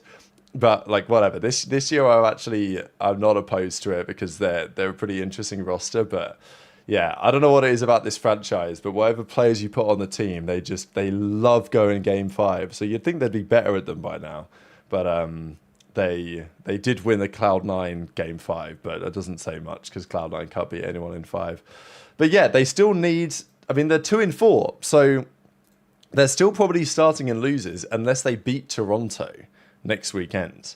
So that's the key match for G2 really to decide. And Toronto, yeah, weird one because obviously after they smashed Thieves, it looked like okay, these guys could be a contender, and then they come out and they lose to Exceed and the Ravens. Yeah, like I said, I just can't predict this shit no more, Rab. I can't do it. Exceed's completely fucked my picks up. I'm not gonna lie. Yeah, he's an asshole. He's completely cooked my picks. I'm not gonna lie. Yeah. And Easy Max got the fucking intel somehow. Yeah, I'm sure. Yeah, right. Easy Max been doing this. Easy Max it's actually finally working for Austin. Every year, Easy Max crunches the numbers and he comes up with these wacky predictions that he thinks are like good based on the stats, and then he gets cooked. Lose this shit, bud. He's the one that makes us lose every season. Yeah, it's like, bro. Nah, I just got a feeling. And then the one time it happens, yeah, I'm sure. He just comes in there. Was he coming like fucking moving like Messi right now? Mm-hmm. Chill. I'm trying to predict shit. Does my head in. What am I supposed to do? But nah, like I said, like XE come back in. That's everyone says about the Burger King card. There was that one guy replying to his Burger King with his Burger King card. God, every week, yeah. And I don't think he's doing it anymore. I mean, he probably is just on the level of consistency. Yeah, But like I said, it could be a honeymoon period, but like they're playing really well right now, and I don't want to take it away from them. We just have to see how it works out at LAN. Because realistically, Exceed for Slasher shouldn't have changed his team around this much, but it has, and I like that because it makes the league more interesting. It makes the yeah, I'm annoyed because my picks ain't coming through, but respectfully, like I ain't got no money on it, so I really don't care that much. I just want to see people succeed, and Exceed is succeeding. I like that. So, do we think Exceed is the new Mercules, Temp? You said what? What did I just come back to? Right now we're starting bad Is PR. Exceed the new Mercury? Now we're starting bad PR. Listen, bro, I can't even hate on Exceed, bro. Like I don't think I've ever gassed Exceed before, but this shit he's doing right now is typical. So I still can't gas him just because it's just not in my blood to gas him. But I can't hate. You know what I'm saying? He's been doing his fucking thing. This team is completely turned around. Kudos to Exceed. I'll gas him if they do good on land. I'll gas the fuck out of Exceed. It's just because I was playing against him in Challengers. It's just like Exceed's like the person where you're just like, we lost to Exceed. You know what I'm saying? Yeah. I still have that. I still have that in my head. Yeah, but like, Exceed's got the he's stigma, been- you know. He's got I the got the challenges stigma of head Exceed in my stigma. head, but Yeah. like, he's been cooking, bro. He's been cooking. Like I can't Like, even hate. Whenever Motherfucker I been see shooting. whenever I see Exceed, I just think about the Burger King card. That's all I Yeah, think. yeah. I do too. And listen, I got a lot of respect for him just coming back in the league and just running shit down. Because like it obviously has that pressure on him, but he's doing his thing, and I respect him, man. Is that #1 overload, KD? It is. I think it is. Let's have a closer look. Exceed's got #1 overall. Exceed right now. That's typical. 1.37 number one that's overall. Overload That's elite, KD. bro. Yeah, I mean he's That's dropped. elite. He's I been can't even hate. absolutely fried. In Overload, he's got in his 3 series he's played, he's had a 1.2, a 1.4, and a 1.6 in Overload for a 1.4 average. I mean, what a player, man. I mean, yeah, look at the cards. But you got to think he was going on a good trajectory because he hit the Burger King. This is the famous Burger King card, the 57 overall. The 57 is insane. on LAG back in the day. But we know that last year he turned it around. The Esports World Cup, he got the 5 guys card, 88 overall. I just respect how he's put his head down. He's grinded. He's not like, look, he could be talking more shit. I know he's talking probably a little bit of shit, but like, he did well to earn a spot back in the league. I actually think it's super tippable because he, as I say, Exceed had a big stigma around his name the last few years of being like the Burger King guy, and he had a couple opportunities. Like he was back in the league and then he was gone again, and it felt like it was probably going to be it. But he kept his head down. He got his opportunity. He wasn't ranting and raving about it. He did used to tweet a lot. Like the reason why I kind of having a stigma about Exceed is because someone would get picked up that Exceed didn't think was that good, and then he would do a tweet about like, oh, can't believe these frauds are getting picked over me. Like he didn't say that, but like he would imply that. So that's why I was like, I was like, come on, right? Like if you're gonna tweet like that, you better at least be good when you get to the league, right? That was the whole point. But this time he's actually doing it. Like the third time I've asked it, he's actually doing it. I'm seeing people in the chat saying, "Oh, he might be Shake Shack right now. Does he get the upgrade to Whataburger?" Listen, it doesn't get more prestigious than a 5 guys card. Let me tell you that 5 guys is like 5 guys is ludicrous price. I mean, he was an 88 for the 5 guys, so like he's gonna have to get 90 to go. And I think this Where is do you just even go absolute from proof. Listen, I think this is proof that the BP cards help you get spots because listen, no one was touching him with the Burger King card. No one say hi to him or anything like that. It was like he had the cheese touch from that film. You know what I'm saying? Diary of a Wimpy Kid. But he gets that 5 guys card. Wow. Now he's in the league. Yeah. What was he? It was a double cheeseburger. That's like $20. Like that's good prof. Yeah, absolutely. And boy, Exceed, man. That's what he does. So yeah, I mean, Ravens. How much of a threat could they possibly be? I mean, they're on a bit of a run. They've 3-1s the Heretics. They've 3-1 G2. Or the 3-2 G2. They beat Toronto now. I mean, that was a big win against Toronto. Like, that was super impressive. Definitely their biggest, most impressive win so far. They have had some pretty easy matches so far. Their upcoming games are not as easy in theory. They've got OpTic. They've got Thieves to come. Obviously, right now, who knows? But yeah, Ravens versus OpTic next weekend. This is kind of do or die in a way. I mean, what are they? They're 3-2 right now. Their map count is okay, but it's nothing spectacular. Like they could still start in losers, but I think OpTic have to be a little bit careful of Exceed. You don't want to lose to Exceed, but it's not impossible. Yeah, it's like Don said, like back in the day, like when you lost to like certain players, you were like, nah, no way, I've just lost to this guy. Yeah. But like now you just might have to tip, like, wow, I just lost to this guy. That's what can you do? He's just on a generational run right now. Like I said, he does have 2 harder games next weekend, so we'll see how he does in those. But if he wins those series, hey, we might be looking at MVP for Major 1.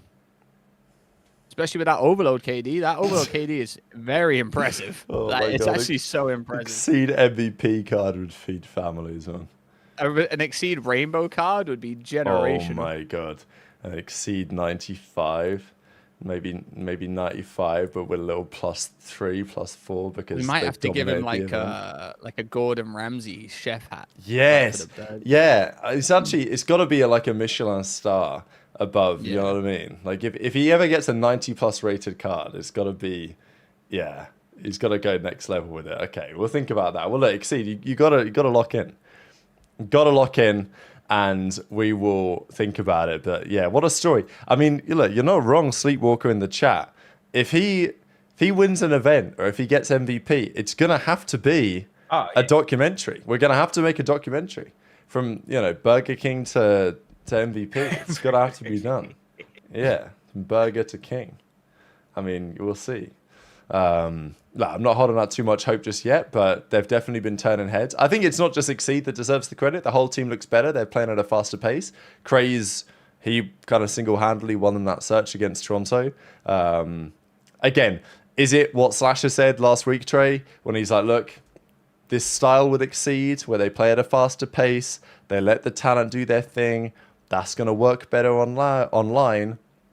But when we go to LAN, it's going to be a different story. I mean, he's hoping so. Because if it don't, then, it's just one of those things. Saint might have cooked. He might have cooked. It would be the first time in a while, but Saint might have cooked. And we might have to gas that up too, It's actually a good point, to be fair. And also, it all depends on Lando. It all depends on Lando because these online matches they mean stuff to go to champs. Right, that's 10 points. All right, that's cool. But LAN is where if you're winning online and going to LAN and getting shit on, hey, I'll hold my hands up. London Royal Ravens, Vanguard, that was kind of us. We had one good event, but. Online is one part, but if you're going to LAN and still just getting top 8s, top 12s, there's, it's cool you're winning online. Yeah, you go to champs, but that's not winning. And that's what everyone wants to do. You're just going to be forgotten. So we need to see them go to Major 1 and absolutely fry like they are now. Depending on how they play against OpTic and Thieves, we'll see. And the other thing to say, it's kind of frustrating, but Ravens, they've not got a facility. They're just vibing. They stopped paying for Brian State's penthouse, and now they're playing better. They might stay around for another year. As much as I have nothing against the players, but if they do just get absolutely world star shit on, then they might be more likely to just sell the spot and get out of the league. You know what I'm saying? So Listen, it's early days. It's early days in the season. What sucks about that situation is that the big companies, the higher ups, right? Hey, this thing works. This works. Yeah. That's it. It works. They might be right as well. They might be right. And the worst thing about it is they've got 4 players who aren't gonna say a bad thing about them because they're giving them this really good opportunity. It's like a dream to play professional Call of Duty, and they're giving them this dream. You look at any other situation where a player, if they Slasher, for example, give it a couple months or so like that, we'll hear some stuff about Ravens from him or something like that. You know what I'm saying? So everyone's got a bad story about him, and they're just sat there yeah, man, this business model works, man. You just pick up 4 young guys, you just pick up 4 people, 4 demons. Don't give them an apartment. They're not gonna complain. Whack them all on the min. This works. This really does work. Fuck the penthouse. We need. How many skins you sold? How many skins they're selling? It don't matter because it's shared. Not this year, apparently. Apparently not this year. I'm sure they're getting some baseline money from it. People saying, Ben says, I did think I missed a super chat earlier. Thanks to Harzo for the 2 GBP. You guys going to talk about the Scump community drama? We talked about that right at the start of the show if you missed that. So feel free to rewind if you're watching live. Then GG says, Craze Rookie of the Year. Thoughts on Rookie of the Year? Shout, because there's actually quite a few rookies here. Last year it was literally a Rencor one-man show. This year there's a bit more of a debate. I see the argument for Craze right now. I guess we could just have a little look at the teams and players, see what we think up and down the league. I mean, I guess there's not too many options. Obviously, a lot of the Ravens count. Lurks is a consideration. Mumba, you could think about. I mean, could it be someone who's not in the league yet? Could it, because Mercules, we weren't talking about Merc Rookie of the Year this time last year. I guess Abe didn't play enough probably last year to be considered that to be his rookie year. So I guess it could be Trakes, but that's looking a little bit unlikely.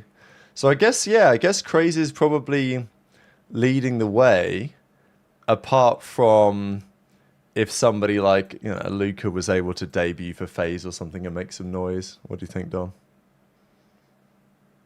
You're good. I know that there's a little. Yeah. Are you in his chat? Yeah. I'm in his chat. Okay, but let's keep us updated. What's going on? I'm in his chat, and he even agreed with me.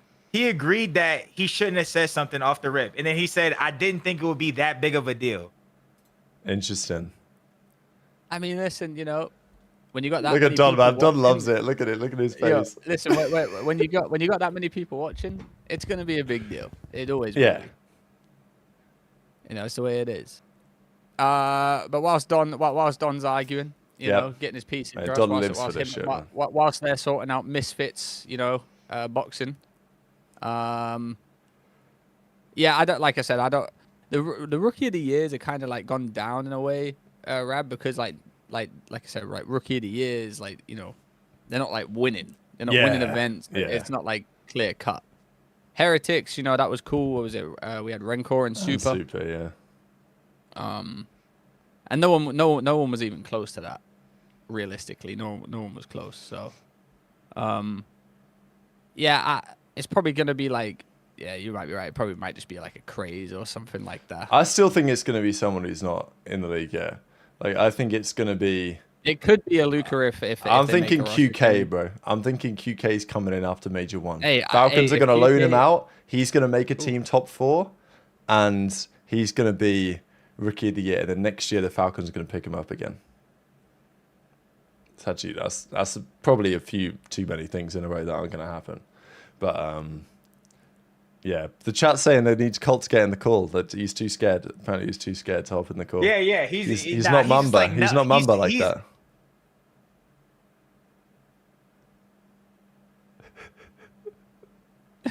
Look at Don, man. Listen. I shouldn't have said I was gonna slap. I didn't say I was gonna slap him, mind you. No, you said if someone talked to you like that, then you would slap him. You didn't say you were gonna slap him.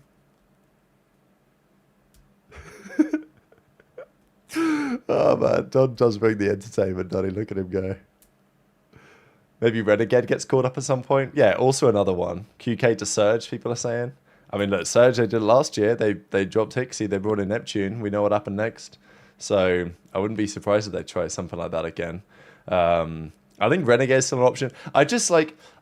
Ravens are not going to get, they're not going to be, I doubt they're going to, we're going to look back on this year and think, wow, they were a fucking nice team on LAN. I doubt it. Yeah. So Craze could be Rookie of the Year, in the same way that Gwyn was Rookie of the Year a couple years ago. But, they didn't really do that much on that, let's be honest. So, it's possible, but it's like how that year, I think you could have argued that Estriel was Rookie of the Year, right? Modern Warfare 3. Estriel was... because he came top 3 at the last event with LAG. So, I think that could well have been enough to give it to Estriel. Just because... In my opinion, the Rookie of the Year should be someone who at least has done something good on LAN at some point. But, so I don't know. We'll see. Maybe it can be Crazy this year. Maybe it can be. They've obviously got plenty of chances, but I think we're going to see some after Major 1. We're going to see more rookies in the conversation for sure. So yeah, we'll see. Yeah, I'm definitely team Don in this debate. That was good. He said I appreciate him coming into the chat and talking. Listen, bro, I just didn't like the clip. He says no one else took it as condescending. Listen, and they tried to use the point that I am condescending. Listen, y'all can ask my girl.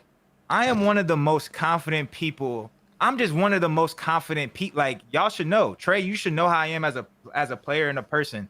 You at least know that boy Don got some confidence. In my bio, my header, I don't know if it's the same. I think I changed it. My header on Twitter for a year was I am better than all of you.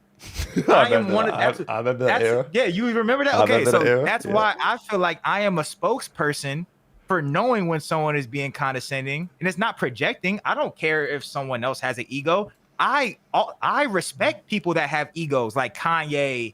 Kanye fucking, you know the clip of Kanye telling the lady shush or I'm going to exile you. To me, that shit is aura. That shit is fire. I'm like, I know Kanye has an ego.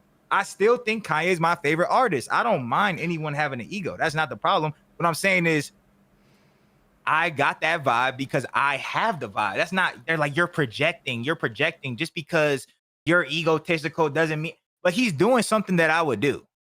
You know what I'm saying? If someone does something that you would do, wouldn't that remind you? Wouldn't that means y'all did or thought similar in some sort of way? You know what I'm saying? If y'all are both doing the same shit, or am I fucking tweaking? Like Kobe, Jordan, all. No, I get it. You can recognize it. Yeah, mind you, all of the best to be a pro. This is what I tried to say about Colt. Colt is a pro Call of Duty player. Mind you, he was a good pro Call of Duty player. He wasn't a shit stain. I also said he would be better than a lot of players in the league. Not to backtrack it, I still stood in this chat. I don't like the clip. Kobe, Jordan, all of these crazy people, the craziest artists, the craziest sports players, they all have something wrong with them mentally. You kind of have to. Like Trey, he might not be a fucking killer, but he has something a little bit wrong with him. Look at him. He's got fucking tattoos all over his body. He played Call of Duty all fucking day. He's got something wrong with him. Me, I played Call of Duty all fucking day. There's something wrong with me mentally. You gotta have a little something fucking crazy in your head to make it. You know what I'm saying? So for us to act like Cole Havok can't be a little egotistical, like it's impossible for that to be the case. Like, are we fucking tweaking? So Kobe Bryant and Michael Jordan, he thought his teammate was so shit, he punched him in the face. He punched Steve Kerr in the face. Like, Michael Jordan, that's a bad now he's the GOAT, but that's still toxic and that's still fucking crazy to do. You know what I'm saying? Like, let's not act like every single pro in the league is not like something fucking wrong with them, especially the competitive ones. To be a competitor, a true competitor, Rab, you just fucking won the swimming shit. I know what you're talking about. I fucking know exactly what you're talking about. You have to have something in your fucking, you know what I'm saying? People say it's just COD. Yeah. We're competing. It doesn't matter if we're playing chess, ping pong, fucking tic-tac-toe, fucking I declare a thumb war. Nigga, if you want to compete and win, you got to have something in your head. Now, so people think like when we do training and stuff and swimming, and then we've just done a hard session at the end of the session, I'm like, all right, I'm just going to smash out 100 max off the blocks. Because... Yeah, and there's only a couple of us who are like that.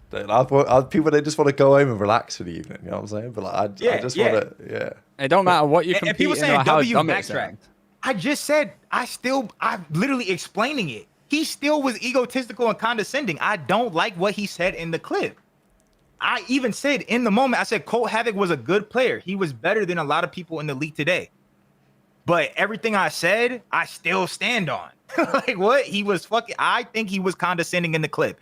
He disagrees. That's it. When I was just in the chat, he said, I disagree. I wasn't condescending. Nobody else thinks I was condescending but you. That's it. We agree to disagree. I think he was condescending. He doesn't. He did apologize and said he did agree with me, saying he shouldn't have said nothing in the first place. There we go. We agree to disagree. We move on. You know what I'm saying? There we go, gentlemen. This is what it's about. At the end of the day, passions flare up, and then hold on. I do want to say one more thing, and this is not Colt's fault. This is the chat's fault.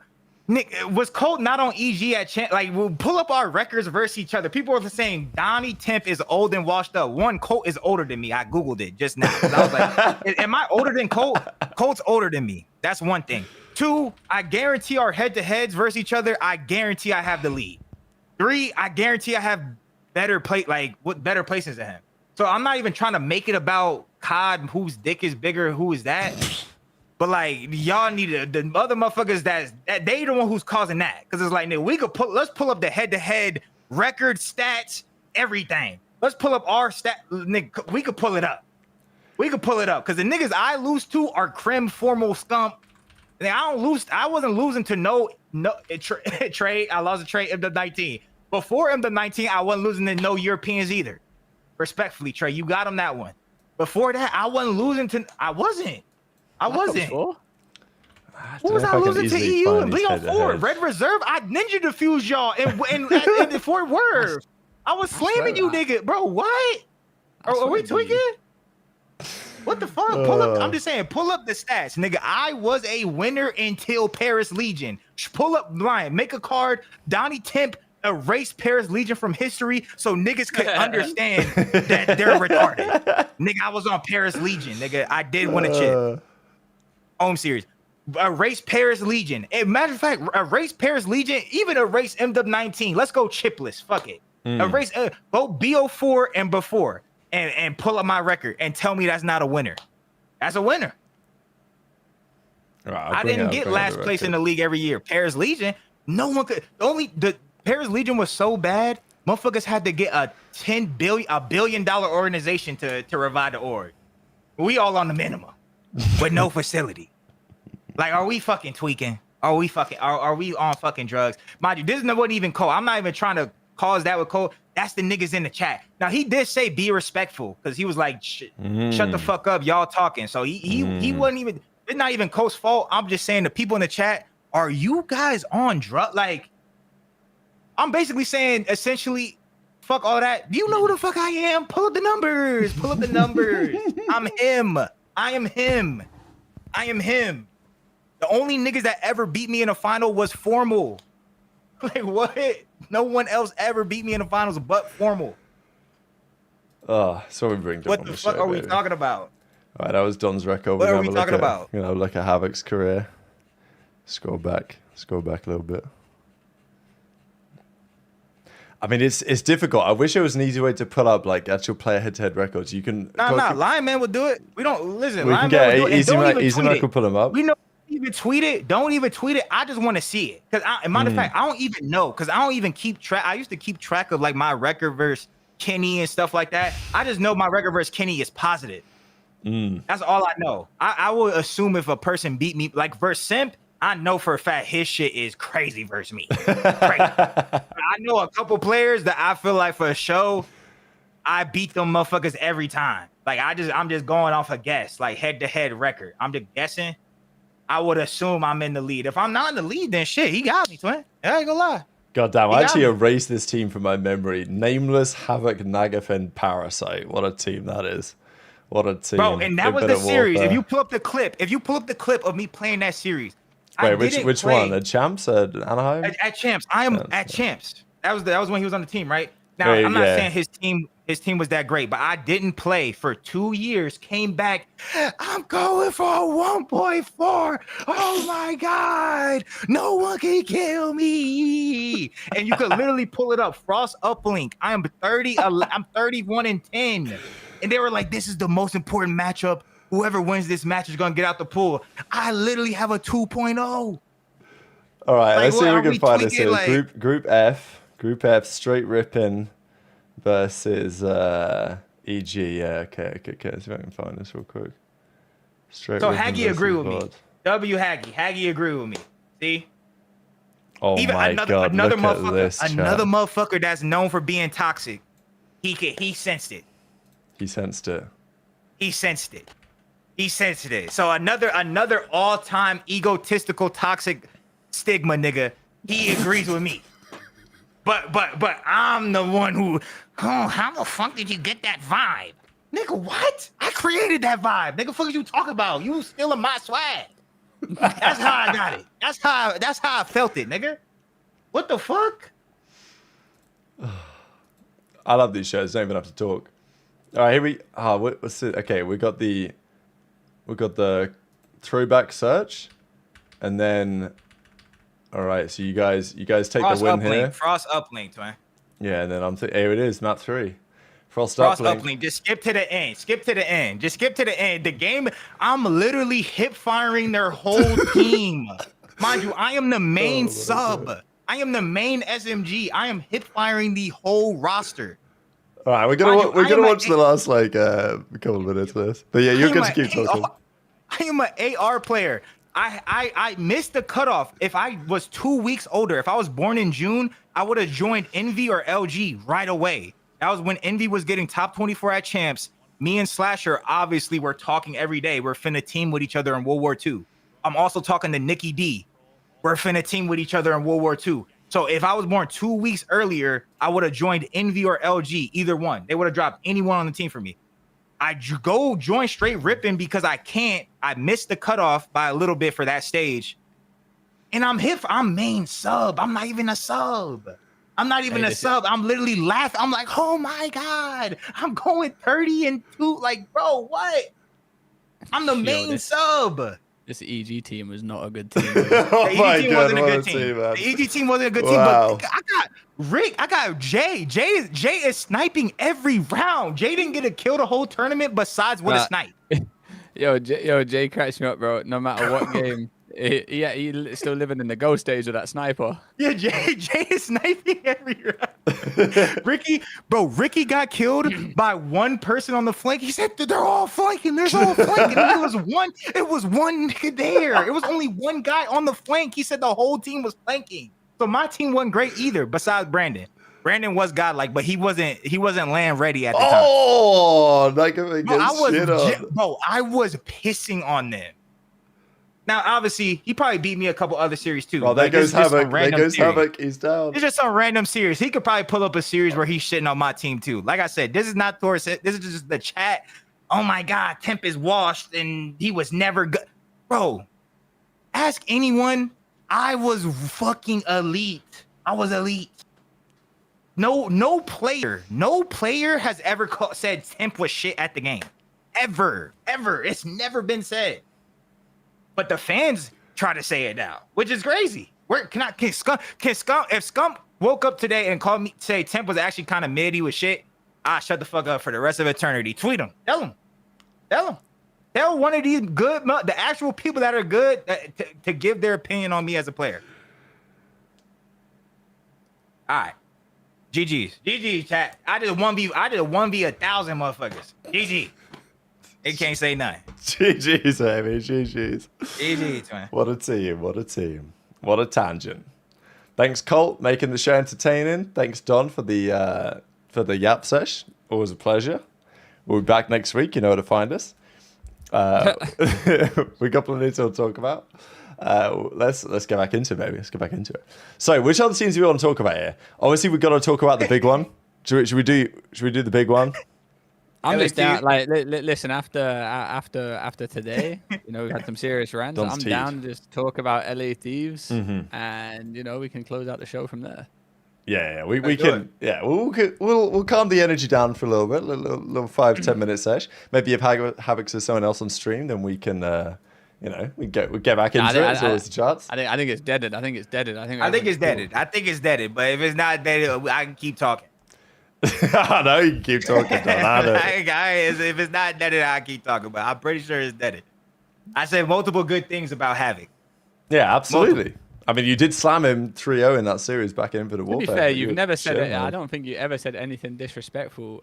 No, I think about him. You only said you didn't agree with what he said. I don't. Listen, all that is just fucking fans, supporters in the chat, just riding for the guys. Leo Gonzalez says, Hold on. $2 super chat. Argument? You want me to get him? Right? You want me to get him? I'm on my 6ix9ine shit where he be like, I talk facts. Pull up Scump Team of the Week. Pull up who got the most kills. Hold on. Listen. Pull up Scump Team of the Week, New York home series. And also, who got the most kills, most damage in grand finals? Okay. There you go. Check the stats. Top 5 KD and stats in the whole tournament. Top #1 kills in the grand finals versus Scump, Formal, Arcides Pristini, and who Envoy, I think was their team. #1 kills and damage in the grand finals. Pull up Scump team in a week. That's all I gotta say. GG. To be fair, I think the fact that he sent $2 to highlight it, I think that was just fire trolling from him. To be honest, that was good. No, but he got me to cut more shit. Look, #1 kill. The grand finals that I won, most kills, most damage. GG. I'm him. GG. Most kills, most damage. GG. Everyone needs to be like Leo, just get high. Yep. Finals, here it is. Ah, no, it's not easy to find the stats on this shit, man. Oh, what a time. Wait, let's just bring this up real quick. What can we find? This is the grand finals, yeah. Formal Arcides, Envoy, Scump Pristini. Most kills, most damage, twin. Most kills, most damage. Temp's 26 in 13 on the decider. Most kills, most damage, twin. Like, Attach is 9 in 20. Zuma 22 and 21. Not to take nothing away from my team, all played great. We were great this event. I'm just saying, most kills, most damage in grand finals. That's all I'm saying, twin. 27-13. I didn't get carried, twin. 2 KD. It's crazy. Just saying, I didn't get carried. This is what he does. He's him. He's him. W's in the chat, maybe. Okay. Don, thoughts on LA Thieves? This was a big week for them. They had a whole week of practice. They got shit on last weekend. They needed a big showing against OpTic because there were rumors in midweek that the guys, they'd had enough. They thought it's time for Ken to go. We've got to move on. There were then rumors, obviously we don't know what's true. CDL highlight tweeted this. Nobody else did anything, so take it as you will. That the coaching staff were like, no, we've got to stick it out. We're going to give it to the major. We've got to give it to the LAN. That's what Formal said on stream as well. He was like, no, we can't be blowing it up before we at least get to see what the team can do in a LAN environment. Give them the opportunity. But nonetheless, this is a big series because you're playing OpTic, the reigning champions, a series that Kenny has historically done very well in, whether he's been on OpTic, whether he's been on Thieves, he's always done pretty well in this particular matchup. I know that a lot of OpTic fans were fearing it. They wondered if Kenny was going to come out swinging. That's what he did. I mean, he literally, the whole series, he was on fire. I know that game 1, he made a bit of a misplay at the end, but even then, that was the Mercules Masterclass map that got them over the line. Kenny was 36 in 27. Look, Don, you called it. He nearly dropped 40. That's what you said. You said it on the flank. You were like, he's going to drop 40 and it's going to be a 3-1 win. And you pretty much hit the nail on the head. So I don't know what it is with Kenny. Yeah, I mean, come on. A little bit of luck. Yeah, but I mean, I don't know what it is. Kenny against this particular team. Obviously, we can talk about the OpTic side as well. What they might need to change, what they might need to improve. There's lots to talk about their underperformance. But you got to give some credit to the main man of the day in Kenny, who dropped 100 kills and a 1.3 against the reigning champs, Don. Yeah, I mean, I couldn't be happier for him. I mean, personally, like even like our whole Discord, we're like, damn, is he gonna get dropped? Like they're like praying he doesn't. I was trying to be realistic because like realistically, I always try to be realistic with Ken because like all his other homies are like unreal, like they don't understand. It's like there's just no way he's gonna get dropped. But I was like, bro, I mean, they signed a sub. I mean, it was definitely on the edge, bro. Like if they would have got fucking smoked this match, I think it would have been done for, you know. So I'm very glad that he fucking finally performed. Like he performed. He was the best player in the series, and like he's been telling me like he's been fine in practice, but it's like I don't even believe him. You know what I'm saying? I honestly got to the point where I didn't believe it just because like I just tried to just like whatever. Like I don't know. I don't really want to say too much to even add fuel to the fire. But like, yeah, I didn't believe him, but he was like, bro, I just finally played like how I was supposed to play. So that was good to hear. To me, that makes it seem like maybe he doesn't drop a fucking 100 kills in 4 maps again, but that just makes me believe more that, okay, he can go positive. You know what I'm saying? He can go positive again. Bro, I'm being serious because, like, just watching it is just like, bro, is he legit never going to, like, do good? Like, what the fuck is happening? You know what I'm saying? But this series was just a huge showing for him to show that, like, hey, he can at least be still got it. serviceable. Like, He ain't washed he's up. still just to go, because like realistically, he even said it. We were at there. He was like, bro, I need if I play good, we'll do good. You know what I'm saying? So like, he doesn't even have to have a 1.3. He just needs to have a 1. He just needs to have a 1. So he doesn't have to play this good every series. I don't think he's gonna drop 100 kills on 4 maps every series. But I think if he can play more like himself, and he even said it too. I'll say another thing. He said, maybe I'm exposing, but he was like, he's at the point of his career where he has to try to be good and like try and like put in a little bit extra work to like be good, compared to like back in the day. You know, Trey probably can relate. Like, there's certain games where you just got it down packed and it just comes easy to you. You know, he was like, that shit's not happening no more. This shit's not coming easy like as it was before. So like, him playing a little bit extra, like he played some HPs for like 4 hours the night before. Like, I think him playing a little bit extra will definitely help, just because, bro, I mean, it's all repetition, bro. Like, if you're fucking repping, if you're swimming, if you're doing anything in life, you're doing it over and over and over, you're just gonna get better at it. That's common sense, right? So I think him just give it your all, go out, do your fucking thing, win again. I think he can win again. Honestly, I do, if he puts his mind to it. And I think the team, from what I heard, the team believes in him. You know, it felt like the vibes looked good. Like, looking at the cams, like the way that it looked a lot better than last week. That's for sure. And Scrap talked about it with Hitch on Around the Bar. I was like, look, yeah, exactly. And that's the key thing. If the team believes in him, then it's going to make things an awful lot better. And it's just that Ken can still show that he's actually still got the ability to drop a good series in there every so often. And as you say, you don't need your 1.3 all the time. But you're not wrong. People were like, damn, is Kenny really going to go out like this when he just has one of the biggest fall-ups in the history of COD? Because everyone knows how good Kenny was. So the fact that it looked like he was going to be forced out of another top team, literally just getting shit on for like 2 years straight, is for a player like Kenny, it would have been a shocking end to the career. That's the type of thing that they say, like, that needs to be studied. You know what I mean? Like, it would have been pretty remarkable. So, I don't know, it's only one series. Draza fired back with a good series against OpTic, and then he was back to a 0.7. So we'll see. But I think Thieves got to have some good confidence coming out of this, Trey. Yeah, just going back to what Don said, like Kenny saying he needs to try to be good. Like back in the, I just feel like that's like the passion thing, you know. It's I truly believe that is. I'm not saying Kenny doesn't have the passion. I'm just saying it's like he ain't gonna have the same passion he had coming into World War II. Right. A game of that. Like, we're getting older, you know. That's just what happens. Like, he's still got that utmost passion, but is he more passionate than Exceed right now? Hell no. Is he more passionate than Craze right now? No. He's just been doing it so long. He's a world champ. You know, like, I'm not saying there's no complacency there. I'm just saying, like, you know, he knows how good he has been and been, and you know, he knows naturally that's how good he is. Now he just has to put in the time because other people just got that extra passion than he does. Right. I feel like that's good. I'm cutting you off. I'm gonna let you go. I just feel like that's good, like accountability and like recognizing that.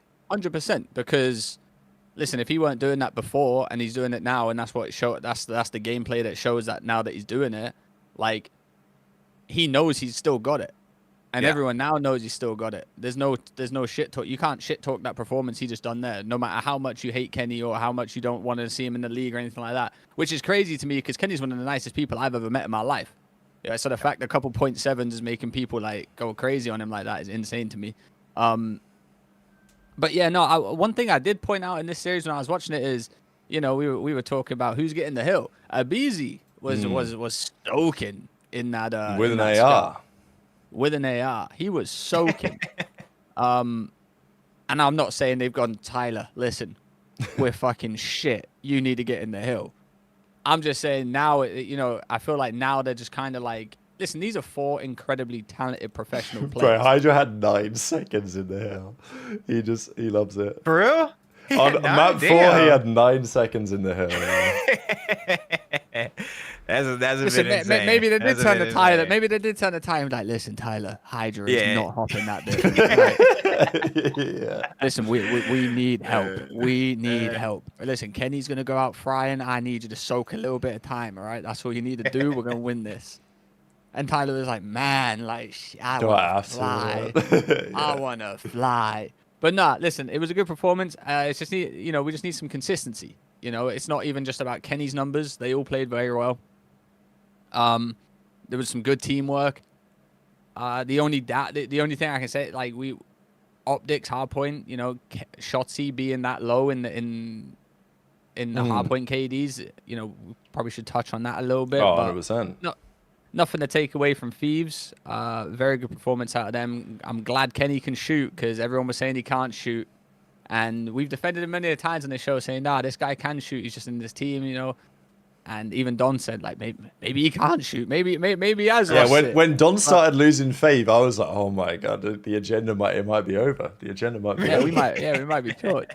But nah, it's kind of fire. Shout out Thieves. Like I said, 4 incredibly talented players. They just need to get it together. And then, like, if the rumors are true and Neum is there until after Major 1 for an extra week, I would hate to see this team break up because I do think it can be a top team given some time. I think it's just to add on to the Neum point. I think they all understand the situation, and I think it's just up to the team. I think the team is just gonna maximize their performance this event. Not saying that they have to win, but they just have to show that, like, if they get top 3 after being this dog shit, I feel like, to me, that's good enough to keep the team. They have a chance of winning. Just they have a chance of winning simply because all the teams look like they have a weakness, some sort of weakness. I still think Thieves have a weakness, just how we said. I mean, Hydra with 9 seconds. Not to only put it on them, but like on Hydra. But just Thieves as a team, just they all need to play better. OpTic need to play. There's a lot of teams that have a weakness, so yeah, they can win. Any of these top 4 teams this first event can easily win. So I mean, you never fucking know. They got so much just talent never on that fucking team, like you can't count them out, really. Yeah. Especially if they actually have you can count them out if mentally they're compromised, right? But it doesn't seem like they are, so that's why Thieves are all of a sudden looking pretty tasty again. But we got to talk OpTic because they come back from the new year. They're 1-2. They beat Surge. Even that series against Surge wasn't exactly super clean. They get smoked by FaZe. They now map 1 was a Mercules takeover. I mean, he dropped 5,000 damage, 2 minutes in the hill, 1.5. Like, he basically did it all. But apart from that, they got slammed, to be honest. The search was not close. The exposure was just embarrassing, to be honest. The overload, they got shit on bad there. Like, I don't know, it was a weird one to watch. They went down early. I know there was the first cap was a little bit strange. This was Hydra just runs into Shotzi walking backwards with the ball and he just dunks it for free. Yeah, I saw that. This is all a little confused. I'm not really sure what Shotzi was trying to do. I guess Shotzi saw him and then was like, well, I can't really challenge him because I've got a pistol, but it was obviously too late. I don't think he saw him. I think he was just looking behind him. Oh, yeah, maybe he's just walking backwards. Yeah, no, you're right. Because if he saw him, he has to challenge him. And Shotzi's challenging him. Yeah, no, you're right, actually. Yeah, I guess he didn't see him and they ran away. Yeah, very strange. And then they went down 3-0. And then when OpTic had the chance later in the round to like actually play aggressive, they were down 3-0 and they had a good, decent opportunity to make a run. And then they just backed up and ran away. It felt like they didn't quite have the confidence. The OpTic watch party were a bit confused about that. Yeah. And then they lose that exposure comfortably. They lose the Scar. Mercules had a off map for him for sure. He had like a 0.6 that map. Doesn't happen every day, but also occasionally he's gonna have a bad map. He's gonna have a bad series. You gotta be able to win without the super kid. Doing it every single time. So yeah, I know the main talk's probably about Shotzi right now, about their SMGs in general. It is pretty crazy that Shotzi was 49th out of all the players in Hardpoint. And then he beat Surge, and then he was up, he was up to like 35th or something like that. So it's like, okay, it's over. Shotzi's run as the worst statistical player in Hardpoint is done. But no, he's straight back to it next weekend. If I organise this by KD. Number 50, so obviously there's been a couple of changes. Slash is gone, and obviously Exceed's in and then Legend's gone as well. So those 2 players are gone. Legend has a 0.77, but he's out of here. So of the players that are still playing, Shotzi's at a 0.85 for 49th in the league, Purge at 0.86 for a 48th, Slasher, Abe, Kiz, Skies, Kleenex. Look, Kleenex is at 43rd, Hydra's at 42nd, Sib is at 41st, all right? So this isn't just a Shotzi thing. Hydra's also struggled to find his footing so far in this game. Hydra got a 0.9 with 9 seconds? Hydra has a 0.9 in with hard 9 point. seconds.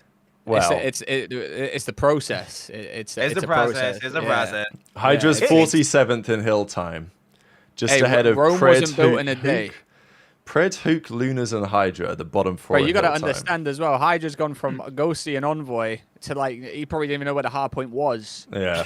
To now being like, Yeah. yo, shit. 9 seconds might be high for Hydra. We don't even know. Yeah, it's a big map from him.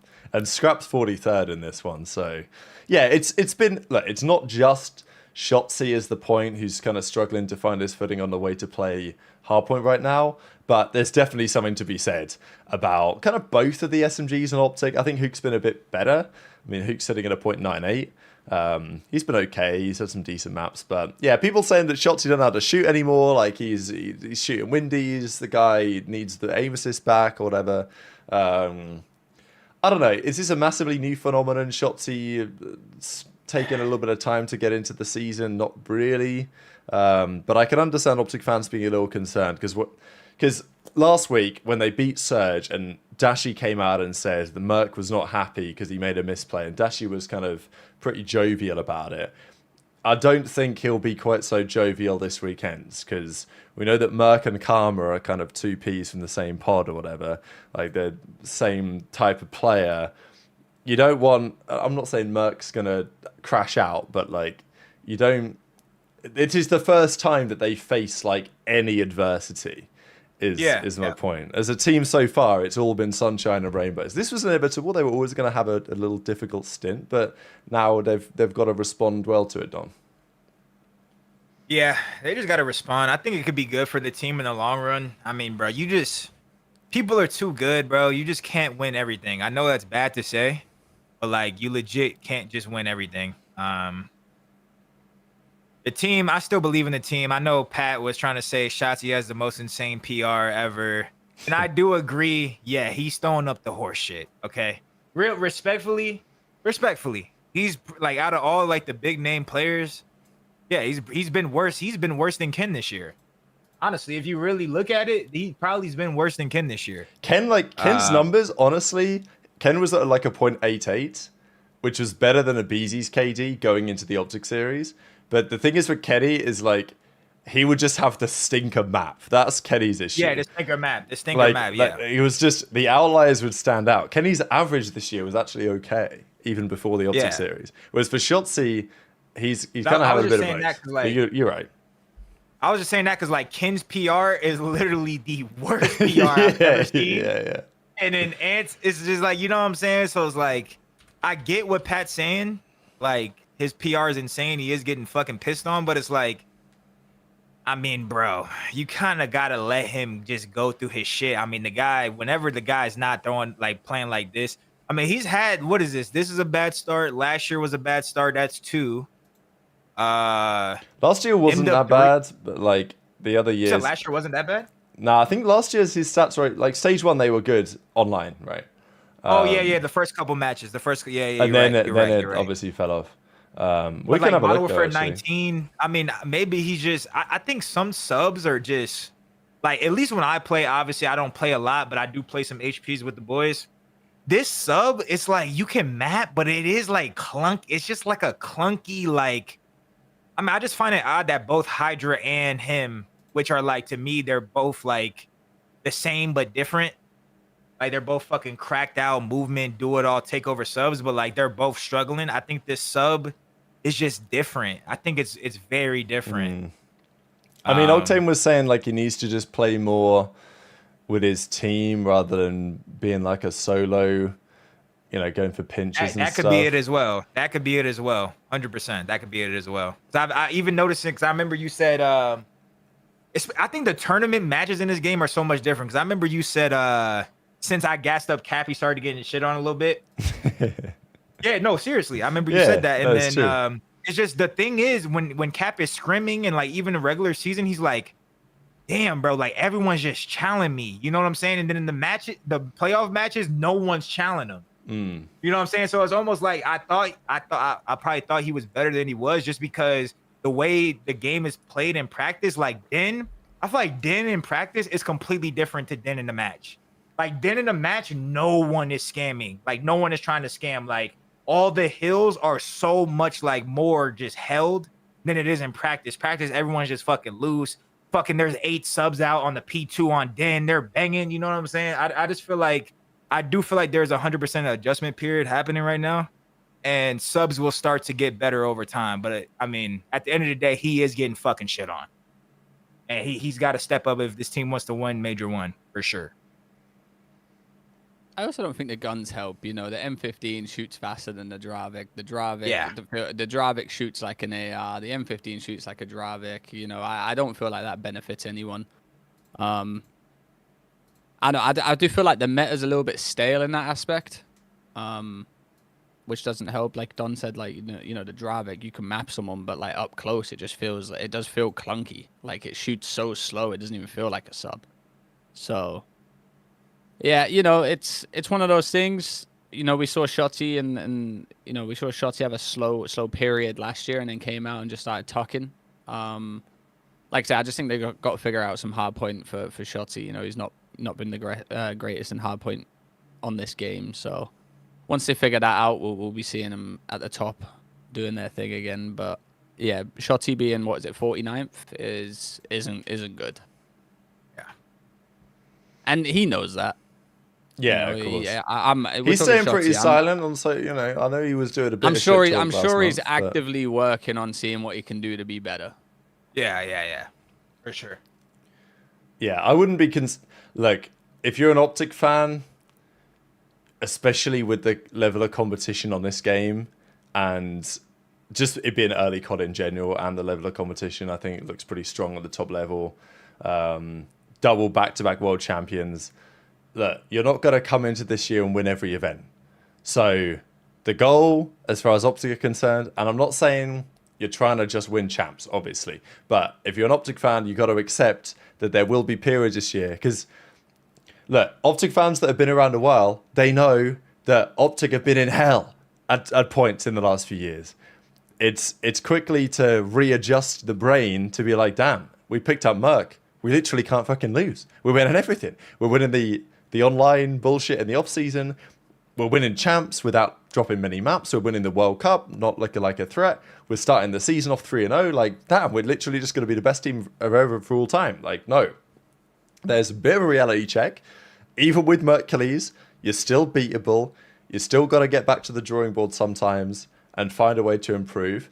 And they're still going to be a threat, I think, at Major 1. It's a home crowd. It's a home event for sure. But like, they're not just going to come into this year, win Major 1, 3, 4 and champs and a World Cup. Like, it's not going to happen. So there's going to be periods where they're going to struggle. And what's interesting is how they bounce back. You know, how does next week go? They got a big game against Exceed. So it's a big game. It's a big game. I mean, it is, bro. It is actually a big game. And they helped him out the other week, right? They gave him the spot of the X quarters so he could play. So like, hey, unfortunately that spot's gone. That's why I was like, absolutely. XC probably hit up Hector and was like, yo, I might need to play there next week. Oh, unfortunately, that room is being repainted. So, like, yeah. Like, wish you luck, though. Yeah, like, I bet best of luck. Yeah. Play well. Wait, you can't play? Unfortunate circumstance. Never mind. Thieves will put him up. All good. Someone will. Yeah. For the brownie points. Yeah, we'll see. But maybe Scump can do something for the scene and let him play around his house. That's a great shout. Maybe Scump can finally do something. Because Scump ain't the goat of my scene unless he lets Exceed play around his house. Right. He's got to do it all. I agree. We've got to put out all the stops. On his setup with the background. Yep. So they play Ravens next weekend. Big series. That could be a crucial deciding series. I know that the OpTic boys, Scump and Zinni, they ranked OpTic at number 7. They were doing a little tier list. They had FaZe, Gentlemate, Raven. They had Ravens third, by the way. Ravens third. I think they're going reverse juju, man. That's reverse juju if I've ever fucking seen it, bro. I'm Ravens sure third. We're about to play Ravens next week. I've seen it all before. Let's be realistic, bro. Yeah, I'm sure. Let's be realistic. I'm sure two of the OpTic players, ex-players, content creators for OpTic are putting OpTic at 7th just for the crack. Yeah. Ravens OpTic third, 7th, Toronto my ass. fourth, Falcons sixth. They don't believe that. They don't believe that. Thieves sixth, OpTic seventh. I know it's a close fought affair right now, but it does feel like you can get a lot of overreaction to some online qualifiers. You know, like it is what it is. Yeah. Let's see. Let's not change around the tier list too much before we get to the major. No, Then LAN is everything. yeah. You know, we can do online ones, whatever like that. But you know, Falcons could come out of this. They first seed, whatever like that, and get top 12. Yeah. They could easily. What we do know about Falcons, they're definitely starting in the winners bracket. That is locked in. Just have a quick look at the standings here before we talk about a couple of things before we're going to close out the show. These are the standings. So I think technically FaZe should be the first seed because they have a better strength of schedule. But it's kind of wild that we have 3 teams all at 4 and 2, all at 13 and 10 map count. As it stands, it's Falcons, OpTic, FaZe, all at 4 wins. They're guaranteed winners for sure. However, I don't know if anyone else is technically guaranteed it, just because it's all to play for. You then have another, 6 teams, all with 3 wins. Miami are 3 and 3. They had a big bounce back win this week. Boston, we didn't really talk too much about them, but they reverse swept Cloud9. Bit all over the place, really. People were saying Nasty deserves a better team. It is what it is. Look, at the end of the day, it's still early days for all of these teams. They're 3 and 3 with a 13 and 14 map count, and they're currently sitting in a losers bracket spot. Like back in the day, 3 wins would almost certainly be enough in these qualifiers because you'd have some stinkers. And there's still a stinker in Surge. They're 4 and 17. They're getting slammed. Cloud9 are definitely starting in losers. They're 1 and 5. G2 are not out of the woods just yet by any means, but within reason, a lot of these teams could end up starting in losers. Like I know the Ravens have made progress, but there's a decent world where they start in losers here because they play OpTic and then they play Thieves. If they end up 3 and 4, there's a very good chance the Ravens are in losers given the other teams around them. So yeah, it's all to play for, right? Like these standings are probably the most competitive we've seen. Again, as you say, Trey, it is stage 1. We'll see on LAN what the real performance differential looks like. But a lot of these series are just tough to call. Yeah, I mean, only thing I will say about this is, G2, Game 5 Predators. Yeah. I'm not saying they win or lose them, they just get there. That's what I'm saying. They've been doing it for years. This is their gimmick. And, we can talk about it more after the major, but whatever, I feel like G2, no matter who they pick up, it's a 3-2 loss or a 3-2 win. We saw it last year too. They're just Game 5 demons. They just love going Game 5. So, even if G2 have a bad event or whatever like that, I guarantee you they're probably going last map, and I don't think a change is going to change that because we've seen it for years. So my advice to G2 is, regardless what happens at the major, let's get some search and destroy Charlton. Stop! Don't make no roster change because you guys ain't terrible. Yeah. How about fucking growing a pair of bollocks, all right, and getting a clutch? Winning a Game 5, and then all it takes is 1. You win 1 Game 5, you're good. Don't change the roster again. Keep the same boys. G5 Minnesota is good, actually. Yeah, literally G5 Minnesota. Yeah. Listen, win a Game 5, and hope. Hey, you win a Game 5 at LAN. Hey, the juju's unturned, but you guys cannot do it right now. So don't make no roster change. Get some S&D scrims in. I guess just quickly before you go, Don, the bracket as it stands would be Falcons Miami round 1, OpTic Ravens round 1, FaZe Thieves round 1, and then Toronto Gentlemen. It's not going to stay like that, but just if it was how it is, then we would get FaZe Thieves matchup round 1. It'd be pretty spicy. That would be nuts. Who do Thieves play? They play Ravens and who else? I think they have an easier match. I think they play Boston. I think it's Boston. Okay. Yeah, Boston and Ravens. some more Kenny prop. I think with all this shit going down, if they end this shit 5-2 with a good land placing, Yep. that's it. That's well, at least top three or a chip. That's respectable. I mean, I'm worried about Exceed, okay? Because I keep picking against Exceed, and I'm he's doing it fucking my again. picks up. Yeah. I keep picking against him, and he just wins every fucking time. So I don't even know what the fuck to do. Hopefully, Kenny could put an end to him. Because Yeah, put it into him. this guy. I will be against him again. Just one more. I gotta do just one more. one more. I thought third times was the charm, but it wasn't. It's like when I kept picking fourth. G2 to win a series and it just kept fucking me over. I'll do it again though. I will. Yeah. I'll do it again. Absolutely, we'll do it again. Just looking here on Polymarket, they're a proud supporter of the Breaking Point Boys this season. I think we'll have some links and stuff in the description box below. Maybe Steve can chuck some stuff in the chat. But I do find it fascinating, like the percentages and like what changes, right? Because when OpTic, like the last few days, OpTic were looking good, and then they lose to Thieves, and then their expected win percentage against Ravens goes from 78 down to initially 56. And then it's been climbing up a little bit since then. There's been a little bit of movement in the market. But yeah, these are the games. We've got Toronto play Gentlemates next weekend. That's a pretty big game. That's a good one. Gentlemates considered to be like 60% favourites, but nobody really knows actually this series. It's because Gentlemates, it feels like anything's kind of possible on that. Yeah. Yeah, I might go Toronto on that early prediction, but No, I hear you. And then Toronto play G2 in their next game. Toronto, obviously, these markets will probably move after the series before, but Toronto are like 2/3 odds on to beat G2 in 5 maps. Yeah, we'll see. But Toronto, again, like they're 3-2, so their games aren't.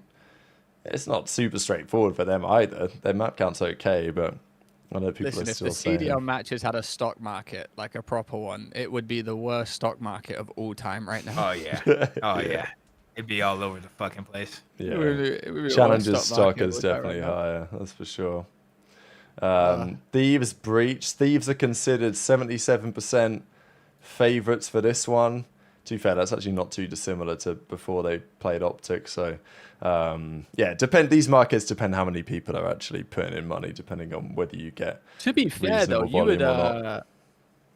I'd take a little punt on the Boston against Thieves, on a little random I can one. see it. I can see it. I mean, I don't want to. On a little random one. Man, it'd be tough for Thieves if they come back in and they get stinky. Well, like it's what I've just seen realistically.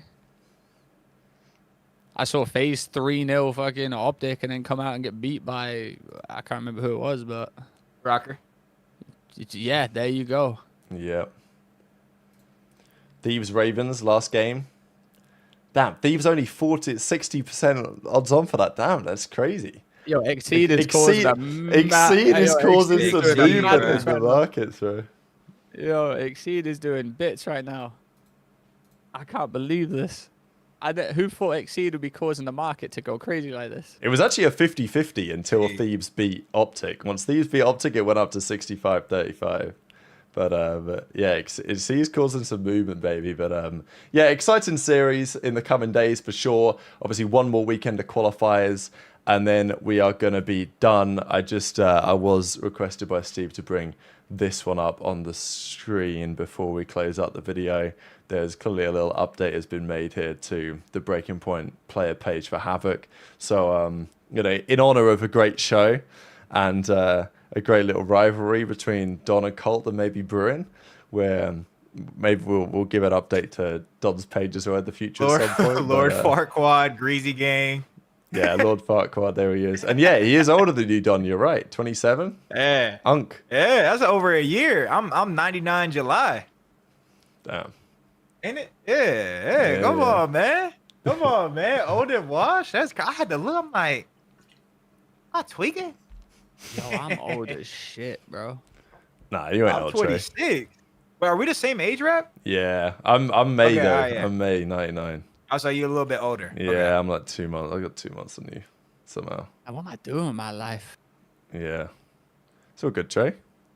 But I get on a flight tomorrow. Hell yeah. Hell yeah. Hell yeah. Okay, ladies and gentlemen, it's been an absolute pleasure. Let me go back to the big screen. There are the boys. Yeah, what a show. We went through quite a wild ride today. Feel like it was a wild ride, as always. This show is so predictable. We start off talking about the standard topics. We tick some of the boxes. We do the things we're going to talk about. And then about 1 hour in, we end up getting on some sort of tangent. There's something. They can never say we're scripted. Yeah, they can't never say we're scripted. There's something that comes up that needs addressing, and we address it. That's all we do on the show. So, and then we got back to business. We covered all the OpTic stuff. Next weekend, some big games. And we will do a show this time next week to talk about everything. And we'll do so from, I don't know, I might find a different setup. We'll see. We'll see how it goes. Trey, but you'll be in the States. I'll be in the States, ready to go for this big event in Dallas. Excited to get out there, enjoy some sun, and chill with the boys for a little bit. So, yeah, pleasure as always. Thanks for watching. Thanks for listening on YouTube Live. After the fact on YouTube, if you're listening on Spotify, drop a big review. Thanks, Elgato, Polymarket, all our other supporters for making the show possible.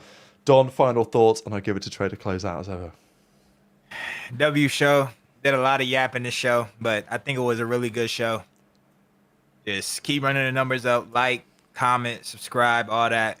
And appreciate you guys, man. W Monday. W Monday. That's all I got. Yeah, I ain't really got anything else to say. I didn't really say much this episode. We had Don just going rogue. I like that. I was yapping. That's on me. Now I know. No, Now I know good. how Rab feels. This is fire. Yo, this is fire. Yeah. Wow. Yo, we need to do this again. We need to do this again.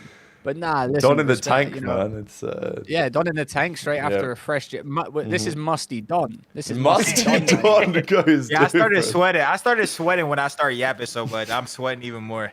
I'm musty Don. We'll just shout out Aslan real quick for the $2. It's a great show. Mustafa with And the listen, 2 USD. He ain't lying. It's an absolute goddamn pleasure to keep bringing you these every Monday. Next Monday, we will be back. I'll be in a different location. Rab will be in a different location. Don will be in the same location because the event's there. So he ain't got to move anywhere. It's an absolute pleasure. We shout out to everyone coming out, supporting. Even we shout out all the people that make the scene what it is as well. Zuma, Seth, Havok, they always bring us something. Seth? Yeah, Seth. Oh, yeah. Yeah, my goat of the scene. My goat. Yeah. Only if you let Succeed play around there, though. Like you said, though, keep running these numbers up. Keep doing what you guys are doing. You guys are doing great out there. Make sure you subscribe to the YouTube, trying to get 100K by the end of the season. That'd be fantastic. Listen, from myself, Don Dada, Tactical Rab, we'll see you guys next episode. It's an absolute pleasure. Goodbye. Pleasure. Take care.